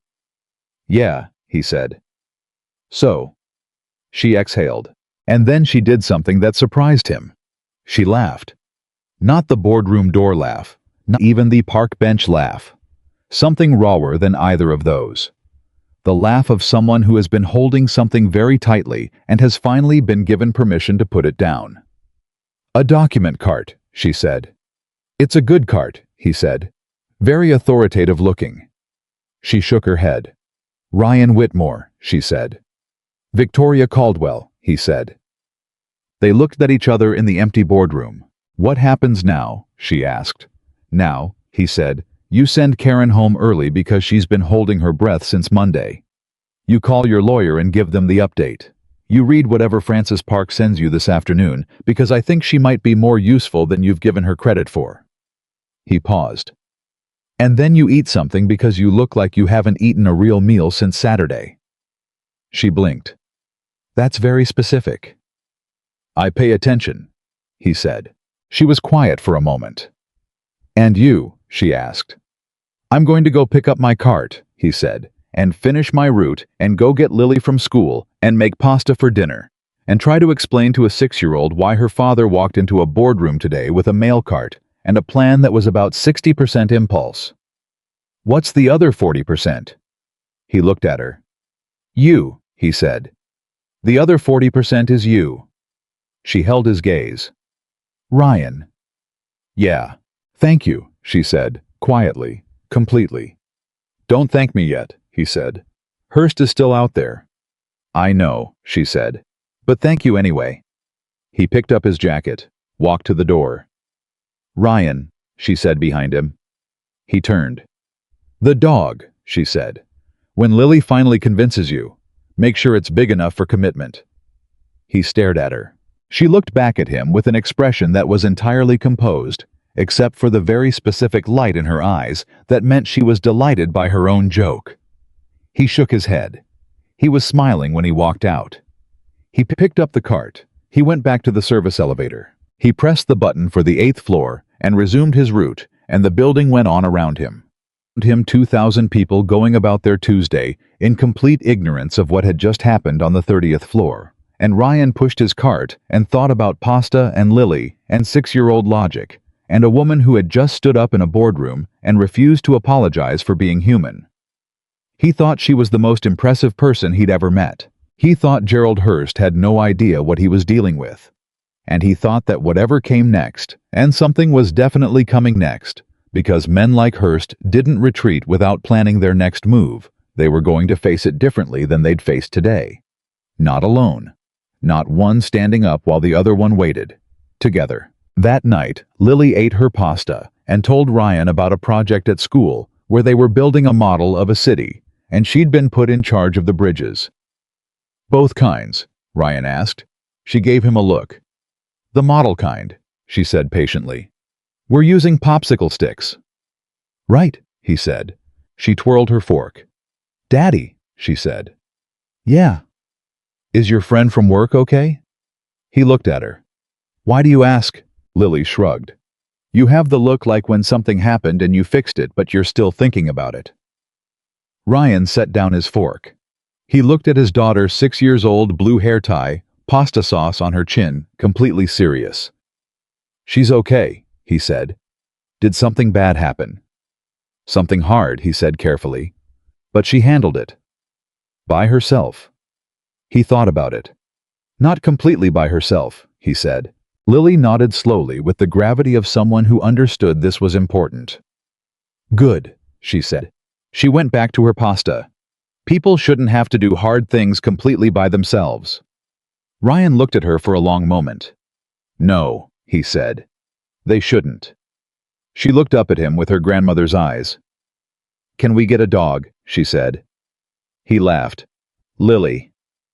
"It was worth trying," she said. He cleared the plates. And somewhere across the city, Victoria Caldwell sat at her desk reading Frances Park's email, which was 4 paragraphs long and ended with the words, "For what it's worth. The man with the cart was right. And so were you." She read those 2 sentences 3 times. Then she closed her laptop. She sat in the quiet of her office. She thought about what it felt like to not be alone in a room. And she thought about what it was going to take to protect that, because Gerald Hurst was already making calls. She knew it. She could feel it the way you feel weather changing, not yet visible, but in the air pressing. The next move would be his. But for the first time in 15 years of building something alone, Victoria Caldwell was not preparing for it alone. And that, more than the board session, more than the adjournment, more than anything that had happened in that room, was what had changed. Gerald Hurst moved fast. Ryan had expected that. Victoria had expected it. What neither of them had expected was the direction. It didn't come through the board. Not directly. It came through the press. On Monday morning, 6 days after the boardroom, a financial news blog published a piece with the headline, "Caldwell Enterprises CEO Under Internal Scrutiny After Relationship with Junior Employee Surfaces." The article was 3 paragraphs. It cited anonymous sources close to the board. It didn't name Ryan, but it described him with enough specificity, a non-executive employee in operational support, that anyone inside the building would know immediately. Victoria read it at 6:15 in the morning before she'd had coffee. She read it twice. Then she called her lawyer, David Cho, who had been her legal counsel since year 4 of the company, and who picked up on the second ring because David Cho was the kind of lawyer who always picked up. "I saw it," he said. "Who talked?" "Someone close to Hurst. Not Hurst himself. He's too careful for direct attribution. One of his intermediaries." A pause. "Victoria, this is designed to force a move. If the story gains traction before Thursday's quarterly, it creates pressure for the board to act regardless of legal exposure." "How do we respond?" "Carefully," David said. "And quickly. A non-response reads as confirmation. A defensive response reads as guilt.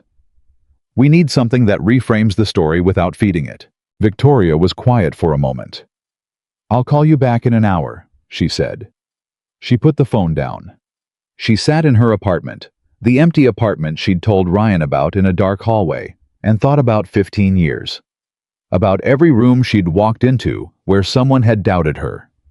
About every version of this exact moment, slightly different, but always the same core, someone deciding that her existence was a problem to be managed. She thought about what Ryan had said. "I'm not asking you to stop being independent. I'm asking you to let me stand next to you." She picked up her phone. She called Ryan. He answered in one ring. "I saw it." "I know," she said. "Are you okay?" "No," she said. Because she'd decided somewhere in the last 3 weeks that the honest answer was always worth more than the managed one. At least with him. "Where are you?" "Home." "Stay there," he said. "I'll call you back in 20 minutes. "Ryan, you don't have to." "I know I don't have to," he said. "Victoria, 20 minutes. She waited. He called back in 18. "Okay," he said. "I talked to Darnell." "You talked to Darnell?" "Darnell knows everything about that building," Ryan said. "I've told you that. He says Brett Kellner is the photographer. He's the one who took the picture and passed it to Hurst." Victoria was very still. "Brett Kellner," she said. "Junior associate 3rd year," Ryan said. "He has a relationship with Hurst that goes back to a summer internship. His uncle sits on the private equity board of the group that made the acquisition offer 18 months ago." She closed her eyes. "Of course." "Ryan," she said slowly, "how do you know all of this?" "I deliver documents to every floor of that building," he said. "People talk in front of me because they've decided I'm furniture. I've been furniture for 3 years. I know a lot." She sat with that for a moment. "What do you think I should do?" she asked.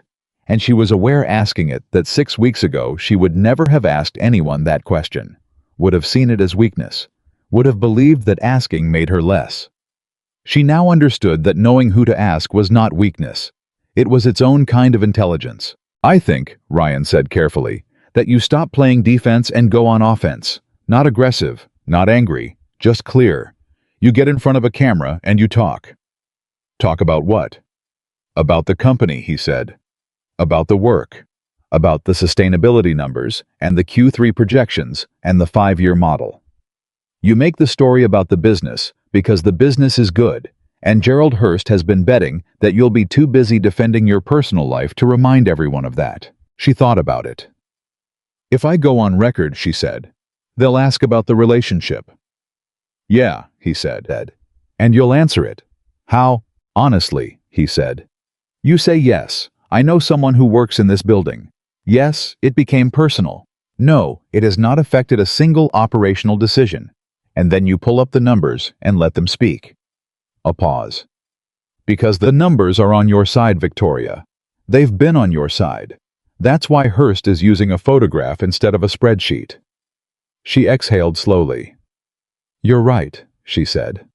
I know, he said. Not arrogantly, just knowing. She almost smiled. I'm going to call David back, she said. Good, he said. And Victoria? Yeah.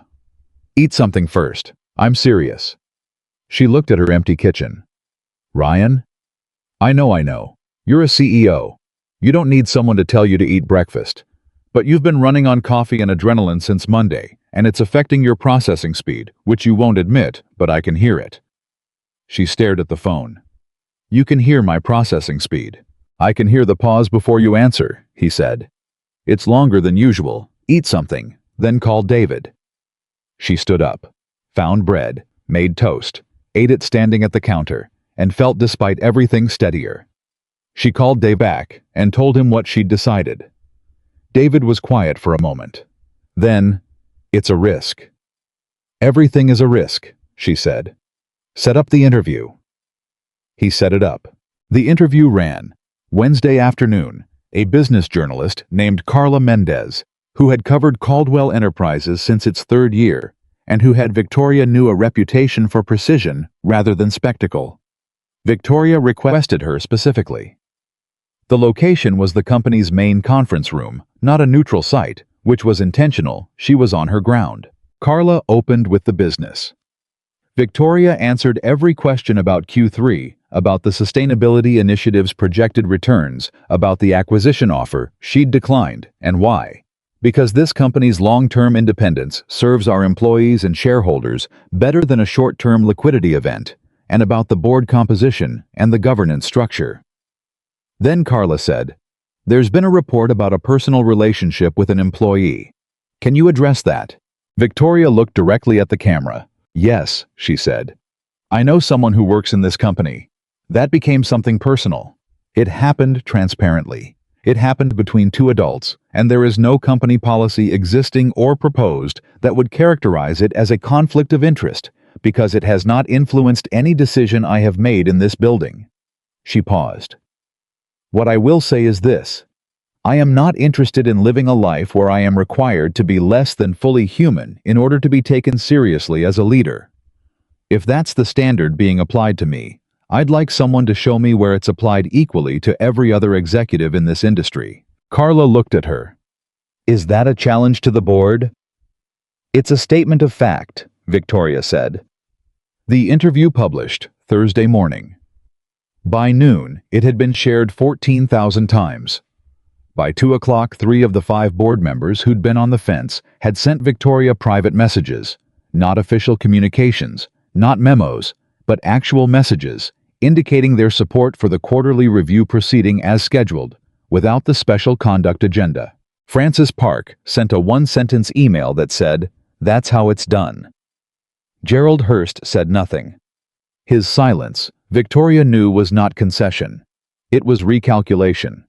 But for now, for the quarterly, for the immediate moment, the ground had shifted back.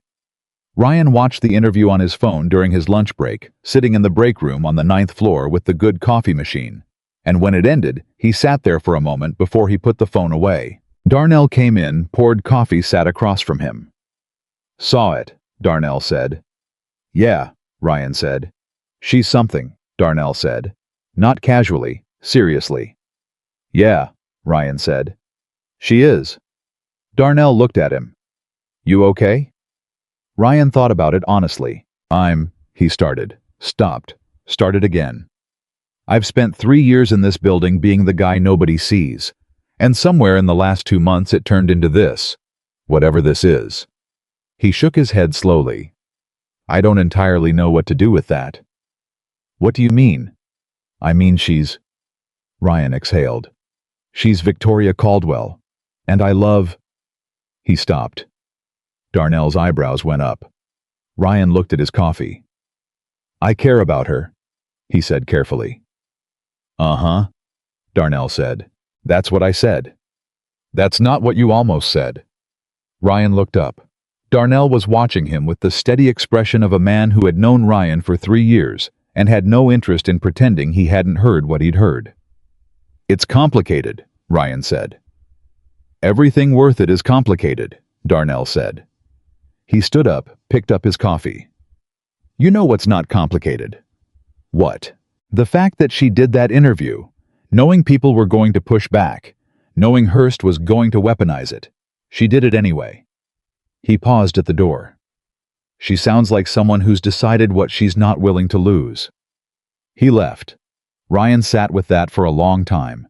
He sat with it the whole drive home. The whole time he made Lily's dinner grilled cheese her current preference, which had replaced the pasta with hidden zucchini, with no warning and no explanation. The whole time Lily told him about the popsicle stick bridge project, which was now in crisis, because Oliver's side of the bridge was structurally unsound, and Lily had been appointed by Ms. Patterson as the mediator, a role she was approaching with a severity that Ryan was fairly certain exceeded the requirements of a first-grade group project. What's the structural issue? Ryan asked. He's using too much glue, Lily said gravely. It's making the whole thing heavy on one side.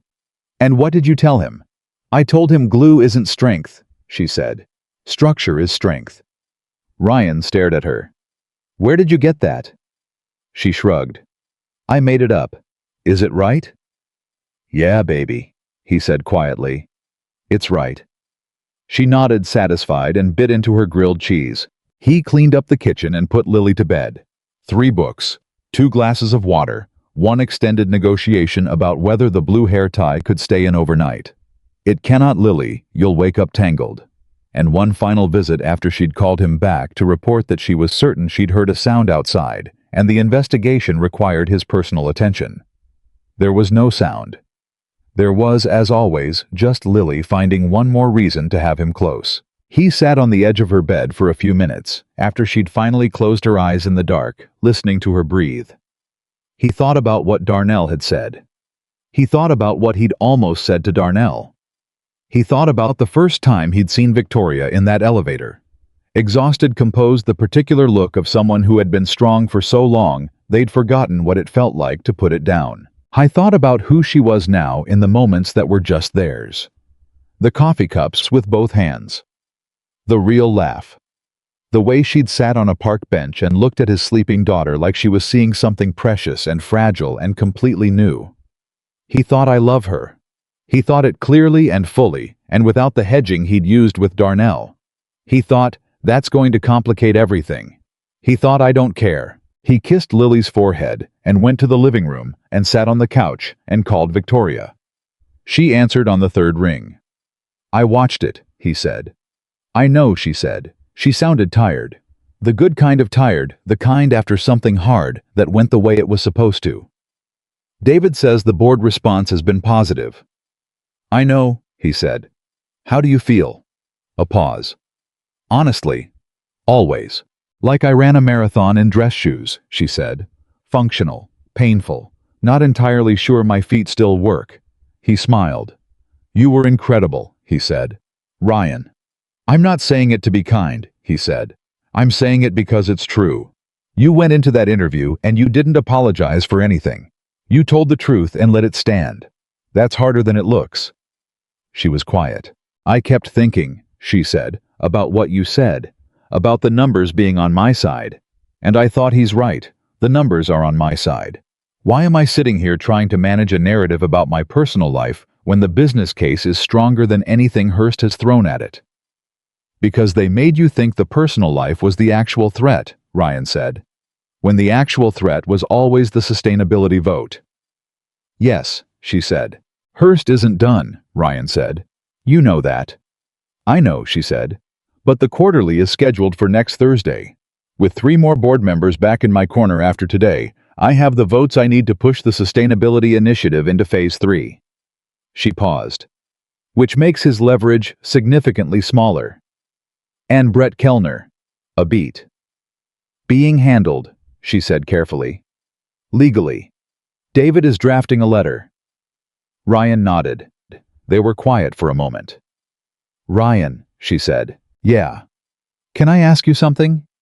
You can always ask me something. Why did you? She started. Stopped. Tried again. When you walked into that boardroom, with the cart, you knew I might be furious at you. I knew there was a strong chance, he confirmed. And you did it anyway. Yes. Why? He was quiet for a moment. Not because he didn't know the answer, because he wanted to say it right.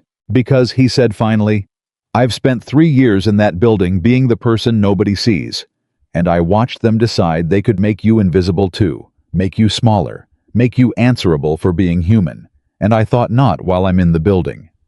He paused. And maybe that was stupid. Maybe it made things harder. But I looked at everything they were using against you, and none of it was actually about you doing your job wrong. It was about you being a person. And I couldn't sit downstairs while a room full of people used that against you. She didn't say anything for a moment. When she spoke, her voice was quieter than he'd heard it. You know what the strangest part of all of this is? She said. Tell me. I've had lawyers and publicists and communications directors and advisors of every description for 15 years, she said. And none of them told me what you told me in that boardroom. What did I tell you? That being human isn't evidence against me, she said. They all treated it as a problem to be managed. You walked in there and called it what it was. Ryan was quiet. Victoria. Yeah. I need to tell you something. A pause. Okay, she said carefully. I almost said it to Darnell by accident today, he said. Which means it's been building long enough that it's going to come out whether I manage it or not. So I'm choosing to say it directly instead of by accident. She was very still on the other end of the line. Ryan, I love you, he said. Clear and even, the way he said things that were true and important. Not the version of you that runs a company or manages a board or does interviews. The version that holds her coffee with both hands. The version that laughed for real at a 6-year-old's duck negotiation. The version that told me in a dark office that she was scared and said it out loud, which I think took more courage than anything else I've watched you do. He stopped. I love that person. And I'm not going to manage that or hedge it or call it something smaller so it fits better. That's what it is. The silence on the other end of the phone lasted 4 seconds. Ryan counted them. Ryan Whitmore, she said. Victoria Caldwell. You are, she said, and her voice was slightly unsteady, in a way he'd never heard before. The most unexpected thing that has ever happened to me. Is that good, she said immediately. It's very, very good. He exhaled. Okay, he said. Okay, she said. A beat. She started. Stopped. Take your time, he said. I don't have a lot of practice, she said quietly. Saying things like this? I know. She paused. I've been building walls for a long time, and I'm aware that the wall sometimes looks like confidence from the outside, but from the inside it's just a lot of alone. She cleared her throat. And then you showed up in an elevator with a sealed envelope and a completely inappropriate joke, and somehow I kept finding reasons to be on floors where you'd be. A pause. I didn't plan that. I want you to know that. I didn't engineer it. I know, he said. Neither did I. But I'm not sorry, she said. I'm not sorry about any of it. Neither am I, he said. Quiet. I love you too, she said. For the record, in case that wasn't clear. It wasn't clear, he said. But I appreciate you saying it. She laughed, the real one. He smiled at his apartment ceiling. Good night, Victoria. Good night, Ryan, she said. Tell Lily the duck misses her. She'll be devastated, he said. She thinks they had a connection. She's right, Victoria said. That duck has terrible social skills, and so does Lily apparently. Lily's social skills are fine. She called Oliver's bridge structurally unsound. He stopped. How do you know about Oliver's bridge? You told me about the popsicle stick project 2 weeks ago, she said. I've been keeping track. He stared at the ceiling. You've been keeping track of my daughter's first-grade group project. I keep track of things that matter, she said simply. I didn't say anything for a moment. Good night, he said finally. Good night, she said. He put the phone down. He sat on the couch in the quiet apartment, Lily asleep down the hall, the city doing what it always did outside the window, and felt something settle in him. Not the nervous settling of something uncertain, becoming certain.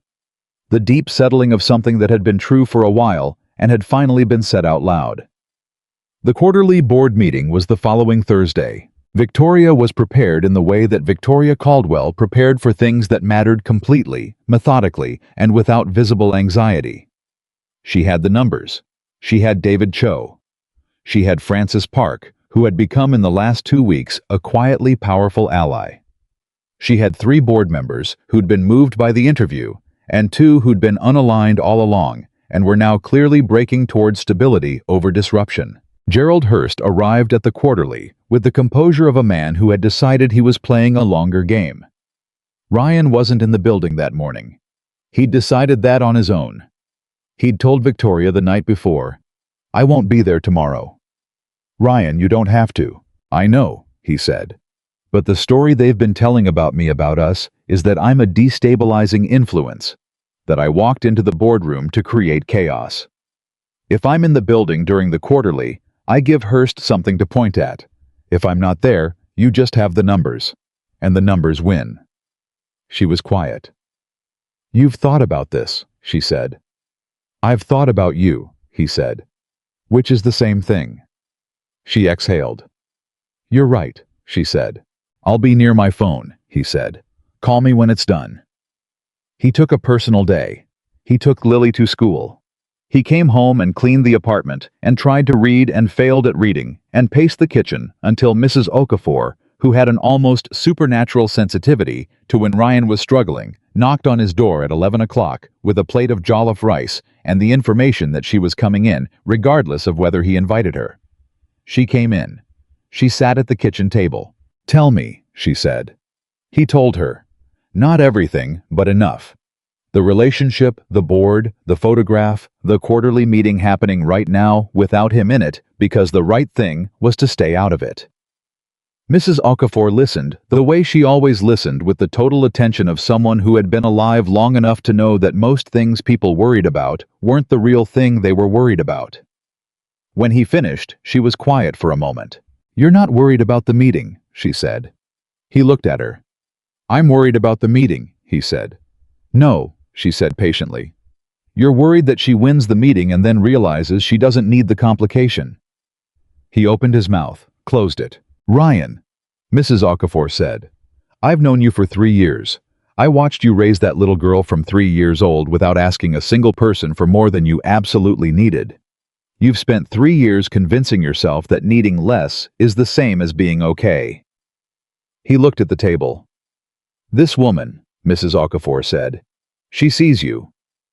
"Yes," he said quietly. "And that scares you more than losing her." He didn't answer, which was its own answer. "Being seen is the most frightening thing," Mrs. Okafor said. "Because once someone sees you, you can't manage what they know. You can't control how it matters." She reached across and put her hand over his. "But you know what it's also called?" He looked at her. "Love," she said simply. "It's just love. And it's supposed to feel like that." His phone buzzed at 1:47 in the afternoon. "Victoria." He answered before the second buzz. "It passed," she said. Her voice was steady, but he could hear the exhale underneath it, long and complete, the exhale of something that had been held for weeks, finally releasing. Phase 3 of the Sustainability Initiative passes. 7-2. Hurst and Donovan against. Everyone else in favor. Ryan closed his eyes. "Okay," he said. "David is already drafting the official communication. Francis is going to chair the implementation committee." A pause. "It's done, Ryan. The quarterly is done." "And Hurst?" "Still on the board," she said. "For now. That's a longer conversation. But he doesn't have the votes for anything that matters, and he knows it." Ryan was quiet for a moment. How do you feel? He asked. She thought about it. Like the wall came down, she said. The one I didn't know I was still building. Another pause. That's because of you. I want you to know that. Not the vote I would have gotten the vote, but the part where I stopped treating my own life as a liability. He pressed his lips together. You did that, he said. I just showed up. That's what I needed, she said. More than anything else. Someone who showed up. Mrs. Okafor had tactfully moved to the living room at some point, and Ryan could hear the sound of Lily's cartoon channel coming from the television, which meant she'd gone ahead and picked Lily up from school, which was a grace he didn't have words for. Victoria, he said. Yeah. Come for dinner, he said. Tonight, nothing formal. Just come to the apartment. Lily wants to show you the bridge project. She fixed Oliver's structural issue, and she wants to tell someone who will fully appreciate the gravity of it. She was quiet. Ryan, she said. Are you sure? About dinner? About... She paused. About all of it. About Lily knowing. About making it that real. He thought about Lily's drawing. 2 figures on a bench, a third one arriving. I thought about 6 years old and blue hair ties and the absolute certainty of someone who hadn't yet learned to be afraid of what was real. Lily already knows, he said. She's known for weeks. She's just been waiting for the adults to catch up. A pause. Pasta, Victoria said. Pasta, he confirmed. With the zucchini. She'll notice. She always notices, he said. She'll eat it anyway because I'll tell her it makes the bridge stronger. Victoria laughed. 7 o'clock, he said. 7 o'clock, she agreed. She arrived at 7:03, which was close enough. She knocked, and Ryan opened the door, and she was standing in the hallway, in the dark jacket and jeans from the park. And she looked at him, the way she'd looked at him in a lot of different lights. Now elevator light, emergency light, morning light, boardroom light. And this light, the ordinary light of an apartment hallway, was somehow the best one. Hi, he said. Hi, she said. From somewhere inside the apartment. Is that her? Ryan looked over his shoulder. Inside voice Lily. The sound of small feet running. Lily appeared at the kitchen doorway fully dressed, blue hair tie, an expression of supreme dignity that dissolved the moment she saw Victoria into something that was just delight. Uncomplicated 6-year-old delight. Hi, Lily said. Hi, Lily, Victoria said. She crouched down to eye level, which was exactly right, which was the thing that adults who were good with children did instinctively. I've heard a lot about you. I know, Lily said seriously. Daddy talks about you with the smiling without knowing face. Ryan closed his eyes briefly. Victoria looked up at him. He held her gaze with the expression of a man who had accepted his fate. Does he? Victoria said. Yeah, Lily said. It's good smiling, not the tired smiling. She considered. Do you want to see my bridge? I would love to see your bridge, Victoria said. Lily took her hand and led her into the kitchen. Ryan stood in the doorway and watched Victoria Caldwell, CEO of Caldwell Enterprises founder, majority shareholder. The person whose name was on the letterhead and the lobby placard and 11 floors of glass tower in Midtown, sit cross-legged on his kitchen floor and listen with complete and genuine attention while a 6-year-old explained the structural failures of a popsicle stick bridge and the corrective measures applied. Victoria asked questions, real ones, specific ones. Lily answered them with the authority of someone who had been waiting for a competent interviewer. Ryan made pasta. He stood at the stove and listened to the two of them talk, the woman he loved and the daughter he'd built his whole life around. And he thought about elevators and dark hallways and park benches and boardrooms and all the places where things that mattered had managed to become real.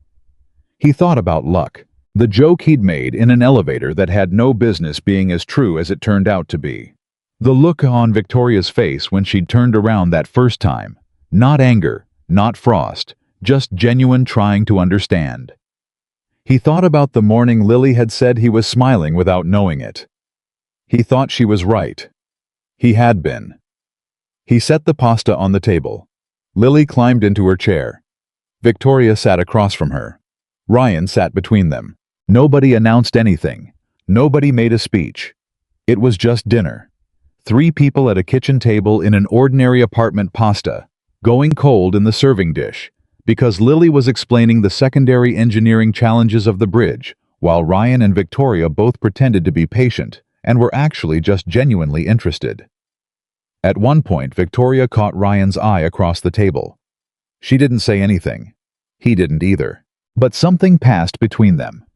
The specific communication of 2 people who have found against significant odds and in defiance of every reasonable expectation exactly where they're supposed to be. After dinner, after Lily had extracted a formal promise from Victoria to attend the class presentation of the bridge project after the dishes were washed, and Lily was tucked in 3 books, 2 waters, 1 report of a suspicious sound that was definitively not anything, Ryan walked Victoria to the door. They stood in the hallway. "She's everything you said," Victoria said quietly. "More," Ryan said. "She's always more." Victoria nodded. She looked at him. "Ryan?" "Yeah. The first time I saw you," she said. "In the elevator. You said you needed luck." "I remember," he said. "I've been thinking about that," she said. "About luck. About whether that's what this is." She paused. "I don't think it's luck." "What is it?" "I think it's—" She searched for the word. "I think it's paying attention, being honest, showing up for the thing, even when the thing is inconvenient and complicated and nobody in the building thinks it makes sense." He looked at her. "I think you're right," he said. "I usually am," she said. He laughed. She stepped forward and kissed him, not the sidewalk kiss, brief and morning quiet. This one was different. It had the weight of everything that had happened in it. Every break room conversation and park bench morning and dark hallway and boardroom interruption and dinner table and child's drawing of 2 figures on a bench with a third one arriving. When she stepped back, she was looking at him with an expression he planned to spend a long time learning every version of. "Good night," she said. "Good night," he said. She walked to the elevator. He stood in the doorway. Right before the doors opened, she turned back. "Ryan." "Yeah." "That joke you made," she said. "In the elevator, the first time." He waited. "It worked," she said. The doors opened. She stepped in. They closed. Ryan stood in the hallway of his apartment building and looked at the elevator doors for a long moment. Then he went back inside. Lily's light was already out. The apartment was quiet. The dishes were done. The bridge project sat on the kitchen counter, popsicle sticks and careful engineering, and Lily's determination repaired and solid and stronger than it had started. Ryan sat on the couch. He thought about 3 years of being the man nobody saw, of packed lunches and overtime and document carts and coffee that was always cold. He thought about an elevator and a sealed envelope and a joke that had left his mouth before his better judgment caught up. I thought about what it meant to show up, not to the obvious things, not to the dramatic moments, but to the small, true things. The coffee machine on the 21st floor, the park bench at 9 o'clock, the chair across from the desk instead of behind it. The hand held on a Saturday morning when 2 people finally stopped finding reasons not to. He thought about Lily sleeping down the hall with her blue hair tie and her bridge project, and her absolute certainty that the world would accommodate her if she was honest about what she needed. He thought she was right. I thought he'd spent too long believing that needing things made you smaller, that wanting more than you had was ingratitude, that the distance between his life and the kind of life worth having was structural, permanent, the way buildings have floors that certain people don't go to. He understood now that floors weren't destiny. Elevators went both directions, and the man nobody saw had turned out to be exactly the person she needed to see. Some stories begin as jokes. Some jokes turn out to be the truest thing a tired man ever said. And sometimes the luck you ask for in a quiet elevator is not luck at all. It's just 2 people, honest at the same moment, deciding that what's real is worth standing in. Ryan Whitmore had walked into Caldwell Enterprises as the man nobody looked at. He walked through it every day after as the man who knew with the specific, unshakable certainty of someone who has found the thing worth being certain about exactly where he belonged. And so did she.